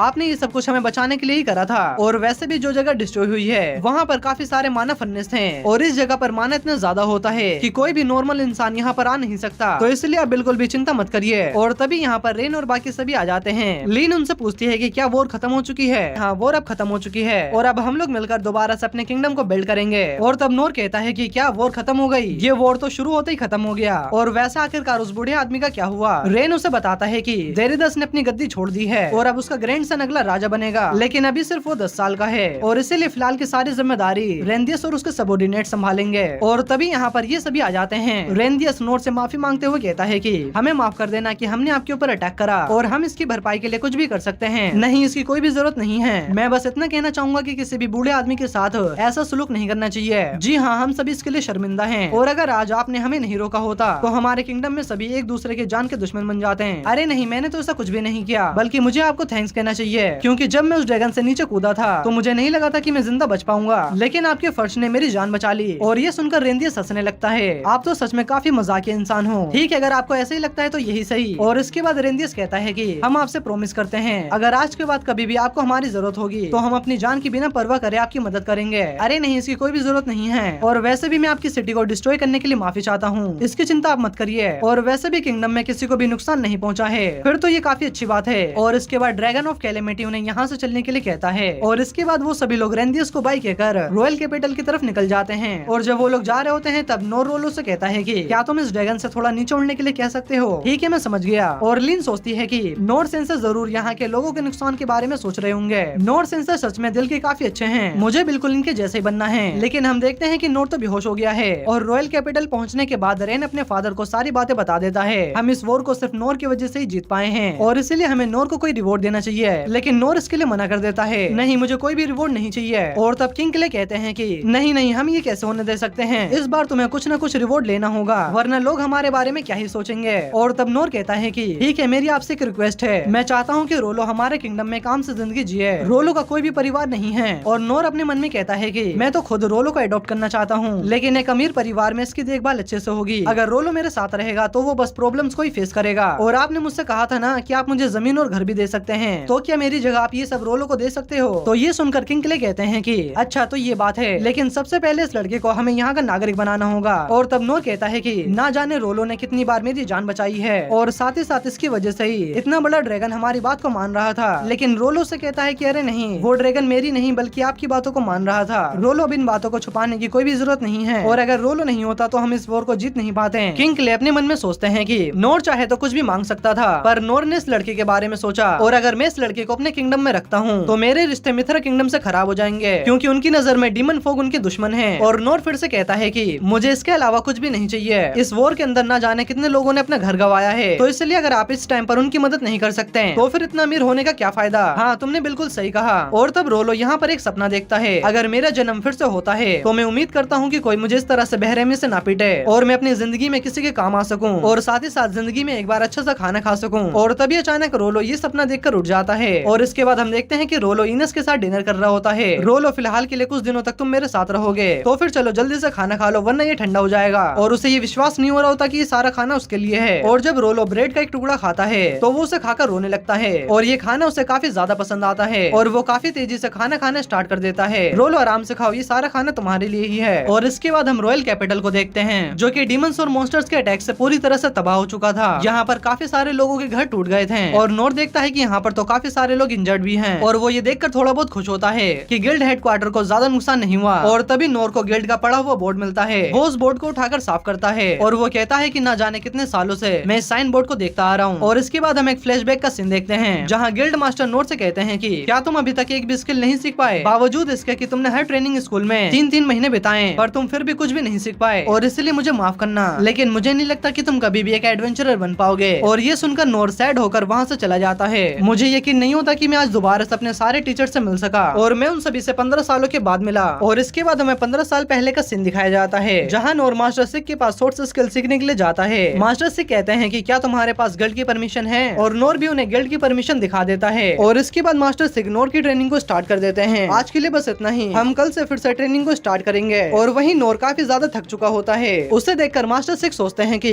ये लड़का यहाँ पर ज्यादा से ज्यादा 3 दिन ही टिकेगा, लेकिन नोर को यहाँ पर ट्रेनिंग करते करते 10 दिन हो जाते हैं। मुझे इस लड़के की हिम्मत की दाद देनी होगी। और इसके बाद इन सभी के ऊपर एक स्टील बॉल को फेंका जाता है जिससे कि उन्हें अपनी सोच से रोकना था, लेकिन काफी सारे स्टूडेंट्स डर के मारे उससे पीछे हो जाते हैं। और जब नोर की बारी आती है तो वो इस स्टील बॉल को काफी आसानी से दूर कर देता है, लेकिन इसकी वजह से नोर थोड़ा बहुत इंजर्ड हो जाता है। लेकिन फिर भी नोर अपनी सोट को लेकर दोबारा से खड़ा होता है और ये देखकर मास्टर सिक काफी ज्यादा इम्प्रेस हो जाते हैं। इस बच्चे में कोई तो खास बात जरूर है। और ट्रेनिंग खत्म होने के बाद नोर मास्टर सिक के पास आता है। वो उनसे पूछता है कि आखिरकार सेंसे में एक नई स्किल कब सीखूंगा, और मुझे वो स्किल सीखनी है जिससे कि मैं मेहनत करके सीख सकता हूँ। और इसके बाद मास्टर सिक एक खाली ग्राउंड में आ जाते हैं जहाँ वो अपने हाथों की मदद से कुछ पत्तों को हवा में उड़ाते हैं। और इसके बाद वो अपनी सोट को निकालकर लाइट की स्पीड से उन पत्तों को बीच में से काट देते हैं। और ये देखकर तो नोर का मुंह खुला का खुला रह जाता है। तो फिर बताओ तुम्हें ये कैसा लगा? ये तो सच में काफी कमाल का था सेंसे, मुझे तो वो चीज दिखाई नहीं दिया। हाँ, मैं समझ सकता हूँ ये टेक्निक काफी ज्यादा फास्ट है और मैं अपनी सोट को भी काफी मुश्किल से संभाल पाता हूँ। तो फिर आखिरकार इसके जैसे छोटे से बच्चे ने इसे कैसे देख सकता है? और इसके बाद नोर मास्टर सिक की टेक्निक को कॉपी करके दिखाता है और ये देखकर तो वो काफी ज्यादा शौक हो जाते हैं। अगर इस बच्चे को अच्छे से ट्रेन करा जाए तो ये काफी पावरफुल बन सकता है और हो सकता है कि ये मुझसे भी आगे निकल जाए। और इसके बाद नोर को ट्रेनिंग करते करते 3 महीने बीत जाते हैं, लेकिन नोर पैरी करने के अलावा कोई भी स्किल सीख नहीं पाया था। और इसके बाद मास्टर सिक नोर को अपने पास बुलाते हैं और वो उससे कहते हैं कि बस बहुत हो गया नोर, तुम यहाँ पर सिर्फ अपना वक्त बर्बाद कर रहे हो। कोई भी इंसान सिर्फ पैरी करने के स्किल से एक सोर्ट्समैन नहीं बन सकता, तो इसलिए मुझे लगता है कि तुम्हें कुछ और ट्राई करना चाहिए। और मास्टर सिक को लगता है कि नोर जरूर किसी और चीज में बेस्ट होगा। और ये सब सुनकर नोर काफी ज्यादा अपसेट हो जाता है। और इसके बाद नोर मास्टर डेंडार के पास ट्रेनिंग करने के लिए आ जाता है। बच्चे, क्या तुम सच में यहाँ पर ट्रेनिंग करना चाहते हो? हाँ, चाहे कुछ भी हो जाए, लेकिन मैं एक एडवेंचरर बनकर रहूंगा। तुम्हें देखकर नहीं लगता कि तुम यहाँ पर कुछ दिन टिक पाओगे। और इसके बाद नोर को ट्रेनिंग करते करते 2 महीने बीत जाते हैं और यहाँ ये लोग काफी बड़े बड़े पत्थर को रोकने की ट्रेनिंग कर रहे होते हैं। मुझे नहीं लगा था कि ये बच्चा यहाँ तक पहुँच जाएगा। ये तो सच में काफी कमाल का है। लेकिन तभी अचानक एक काफी बड़ा सा पत्थर उन लोगों के ऊपर गिरने वाला था, लेकिन नोर अपनी जगह से बिल्कुल भी नहीं हिलता। और तभी अचानक मास्टर डेंडार्क वहाँ पर आकर अपने एक ही पंच से उस पत्थर को तोड़ देते हैं। और वो ये देखकर काफी ज्यादा इम्प्रेस होते हैं कि नोर बिना डरे अपनी जगह पर खड़ा था। लेकिन 3 महीने बीतने के बाद मास्टर डेंडार्क नोर को मना कर देते हैं। नोर, मैं तुम्हारे हार्डवर्क की काफी ज्यादा रिस्पेक्ट करता हूँ, पर तुमने यहाँ पर सिर्फ फिजिकल एनहेंसमेंट के अलावा कुछ भी नहीं सीखा है। और अगर तुम ऐसे ही ट्रेनिंग करते रहे तो तुम एक दिन मर भी सकते हो और बेहतर यही होगा कि तुम किसी और स्कूल में जाओ। और इसके बाद नोर आर्चरी सीखने के लिए म्याने के पास पहुंच जाता है और वो उसे एक पत्थर देते हुए कहती है कि चलो ठीक है, मैं तुम्हें सिखाऊंगी, लेकिन इससे पहले तुम उस लकड़ी के ऊपर निशाना लगाओ और अगर तुम निशाना नहीं लगा पाए तो मैं तुम्हें यहाँ से भगा दूंगी। और नोर काफी आसानी से उस लकड़ी के ऊपर निशाना लगा देता है और ये देखकर तो म्याने का मुंह खुला का खुला रह जाता है और वो नोर से कहती है कि नहीं, दोबारा से निशाना लगाओ। और फिर नोर दोबारा से उस लकड़ी पर काफी आसानी से निशाना लगा देता है और अब मजबूरन म्याने को उसे ट्रेन करना ही होगा। और इसके बाद नोर अपनी ट्रेनिंग को स्टार्ट कर देता है जहाँ पर वो सिर्फ निशाने लगाने की प्रैक्टिस कर रहा होता है। नोर म्याने से कहता है कि आखिरकार मैं हमेशा निशाने क्यों लगाता हूँ और इसलिए मुझे बो और एरो भी चाहिए। और इसके बाद म्याने उसे एक बो दे देती है और जैसे नोर उस बो को चलाने की कोशिश करता है वो उस बो को तोड़ देता है। आखिरकार ये कैसे हुआ? मुझे तो ये पहले से पता था कि तुम इसे तोड़ दोगे। और इसके बाद म्याने नोर को काफी सारे बो देती है, लेकिन नोर उन सभी बो को तोड़ देता है। और इसके बाद म्याने उसे अपना बो देती है, ध्यान से तुम इसे भी मत तोड़ देना। लेकिन हम देखते हैं कि नोर उसके बो को भी तोड़ देता है और ये देखकर उसे काफी ज्यादा गुस्सा आता है और नोर ने यहाँ पर काफी सारे बो को तोड़ दिए होते हैं। और 2 महीने बीत जाने के बाद भी नोर सिर्फ पत्थरों से ही निशाना लगा रहा होता है। म्याने उससे पूछती है कि आखिरकार तुमने निशाना लगाना कहाँ से सीखा? नोर बताता है कि नहीं, मैंने कहीं से नहीं सीखा, मैं तो बस पहाड़ों पर उड़ने वाले पक्षियों का शिकार करता था। और ये सुनकर वो शौक हो जाती है और वो सोचती है कि कहीं ये लड़का थंडर फ्लैश का तो शिकार नहीं करता था। अच्छे से अच्छे हंटर्स भी उन थंडर फ्लैश का शिकार नहीं कर पाते, पर मुझे उससे क्या, मैं तो बिना देखे उनका शिकार कर सकती हूँ। और 3 महीने बीत जाने के बाद वो भी उसको मना कर देती है, तुम्हारी ट्रेनिंग यहाँ पर खत्म होती है। नोर कहता है कि लेकिन मैं तो कोई भी स्किल सीख नहीं पाया। तब म्याने उससे कहती है कि तुम एक भी बो और एरो को ठीक से यूज नहीं कर पाए तो फिर तुम क्या ही कोई नई स्किल सीखोगे, इसलिए जाओ तुम जाकर पत्थरों के ऊपर निशाना लगाओ। और वो अपने मन में सोचती है कि ये बच्चा तो सच में मुसीबत है, इसका निशाना इतना ज्यादा अच्छा है कि इसे कोई भी बो और एरो की जरूरत नहीं है। और इसके बाद नोर स्पाई बनने के लिए मास्टर केरियो के पास पहुंच जाता है। वो बिना टाइम को बर्बाद करे नोर की ट्रेनिंग को स्टार्ट कर देते हैं, जहाँ पर मास्टर केरियो अपने स्टूडेंट्स को अंधेरे में दबे पाउन के पास आने के लिए कहते हैं और वो नोटिस करते हैं कि नोर इसमें काफी अच्छा कर रहा है, लेकिन नोर फिर भी मास्टर केरियो को छू नहीं पाता। और इसके बाद इन सभी का अगला टास्क सभी ट्रैप से बचते हुए एक ट्रेजर बॉक्स को खोलना था और इसके बाद सभी स्टूडेंट्स अपने मैजिक का यूज करके उन ट्रैप्स को ढूंढने की कोशिश कर रहे होते हैं, पर हम देखते हैं कि नोर भागते हुए उन सभी ट्रैप्स को एक्टिवेट करने लगता है और वो उन सभी ट्रैप से बचता हुआ आगे बढ़ रहा होता है। और ये सब देखकर मास्टर केरियो कहते हैं कि ये तो बहुत ही कमाल का है, पर ये बच्चा जो ये सब कुछ कर रहा है ये सब गलत है। और 3 महीने बीत जाने के बाद मास्टर केरियो कहते हैं कि तुम ना ही ट्रेजर ट्रैप को डिसआर्म कर पाए हो और ना ही कोई लॉक खोलना सीख पाए हो और ना ही किसी की प्रेजेंस को डिटेक्ट करना सीख पाए हो और ना ही तुम किसी के ऊपर नजर रखना सीख पाए हो और इसी वजह से तुम एक स्पाई नहीं बन सकते। लेकिन मुझे एक चीज माननी होगी, इसकी जैसी विल पावर किसी के पास भी नहीं है और अगर इसने कभी भी एडवेंचरर बनने का सपना छोड़ दिया तो मैं इसे रॉयल इंटेलिजेंट डिवीजन में रिक्रूट कर लूंगा। और इसके बाद नोर मैजिक सीखने के लिए मास्टर ओकन के पास चला जाता है, लेकिन 2 महीने की ट्रेनिंग करने के बाद भी नोर कोई भी मैजिक सीख नहीं पाता। और तब मास्टर ओकन कहते हैं कि मुझे लगा ही था अगर तुम्हारी बॉडी के अंदर मैजिक सही से फ्लो नहीं करेगा तो तुम मैजिक का यूज नहीं कर पाओगे, तो फिर आखिरकार मेरी बॉडी में मैजिक अच्छे से फ्लो क्यों नहीं हो रहा। मुझे लगता है कि तुम्हारे अंदर मैजिक को यूज करने की ताकत है ही नहीं और इसलिए लगता है कि अब हमें मैजिक रेजोनेंस चैम्बर का यूज करना होगा। तो फिर क्या मैं इसे ट्राई कर सकता हूँ? हाँ, तुम इसका इस्तेमाल कर सकते हो। और हाँ, ये याद रखना अगर तुम्हें ज्यादा प्रॉब्लम होने लगे तो तुम तुरंत इससे बाहर आ जाना। और जब मास्टर ओकन को ये पता चलता है कि नोर उस चैम्बर के अंदर काफी देर से है तो वो ये सुनकर काफी ज्यादा डर जाते हैं। उसे अभी के अभी उस चैम्बर से बाहर निकालो, कोई भी उस चैम्बर में इतने दिनों तक नहीं रह सकता, उसके सेंसेस काफी ज्यादा बढ़ जाएंगे और हो सकता है कि वो मर भी जाए। और वो दौड़ते हुए जाकर उस चैम्बर के दरवाजे को खोलते हैं और वो देखते हैं कि नोर तो बिल्कुल सही सलामत है। नोर, क्या तुम ठीक हो? तुम्हें कोई प्रॉब्लम तो नहीं? हाँ, मैं बिल्कुल ठीक हूँ, आखिरकार मुझे होगा क्या? और वो मास्टर ओकन को बाहर करते हुए कहता है कि आप यहाँ से जाइए, मुझे कोई स्किल सीखनी है। और 3 महीने बीत जाने के बाद नोर सिर्फ एक टाइनी से फ्लेम ही बना पाता है। ओकन कहते हैं कि यानी कि तुम इतने दिनों में बस एक टाइनी से फ्लेम ही सीख पाए हो, मैंने आज तक इतने कम मैजिक टैलेंट वाला बच्चा नहीं देखा। और तभी नोर अपने हाथ में एक और टाइनी फ्लेम बना देता है और ये चीज देखकर मास्टर ओकन पूरी तरह से शॉक हो जाते हैं। आखिरकार तुमने ये कैसे करा? ये तो 2 फोल्ड कास्टिंग है, इसे सीखने में मुझे 50 साल लग गए और इस बच्चे ने तो इसे 3 महीने में ही सीख लिया। नोर कहता है कि मैं इन सब चीजों से एक एडवेंचरर नहीं बन सकता, अगर इस बच्चे के पास मैजिक एप्टीट्यूड होता तो ये इस दुनिया का सबसे बड़ा मैजिशियन बन सकता था। और इसके बाद नोर हीलिंग मैजिक सीखने के लिए मास्टर सेन के पास चला जाता है। मास्टर सेन उससे कहते हैं कि क्या तुम्हारे पास राइट ऑफ ब्लेसिंग है? लेकिन नोर को इसके बारे में कुछ भी पता नहीं होता,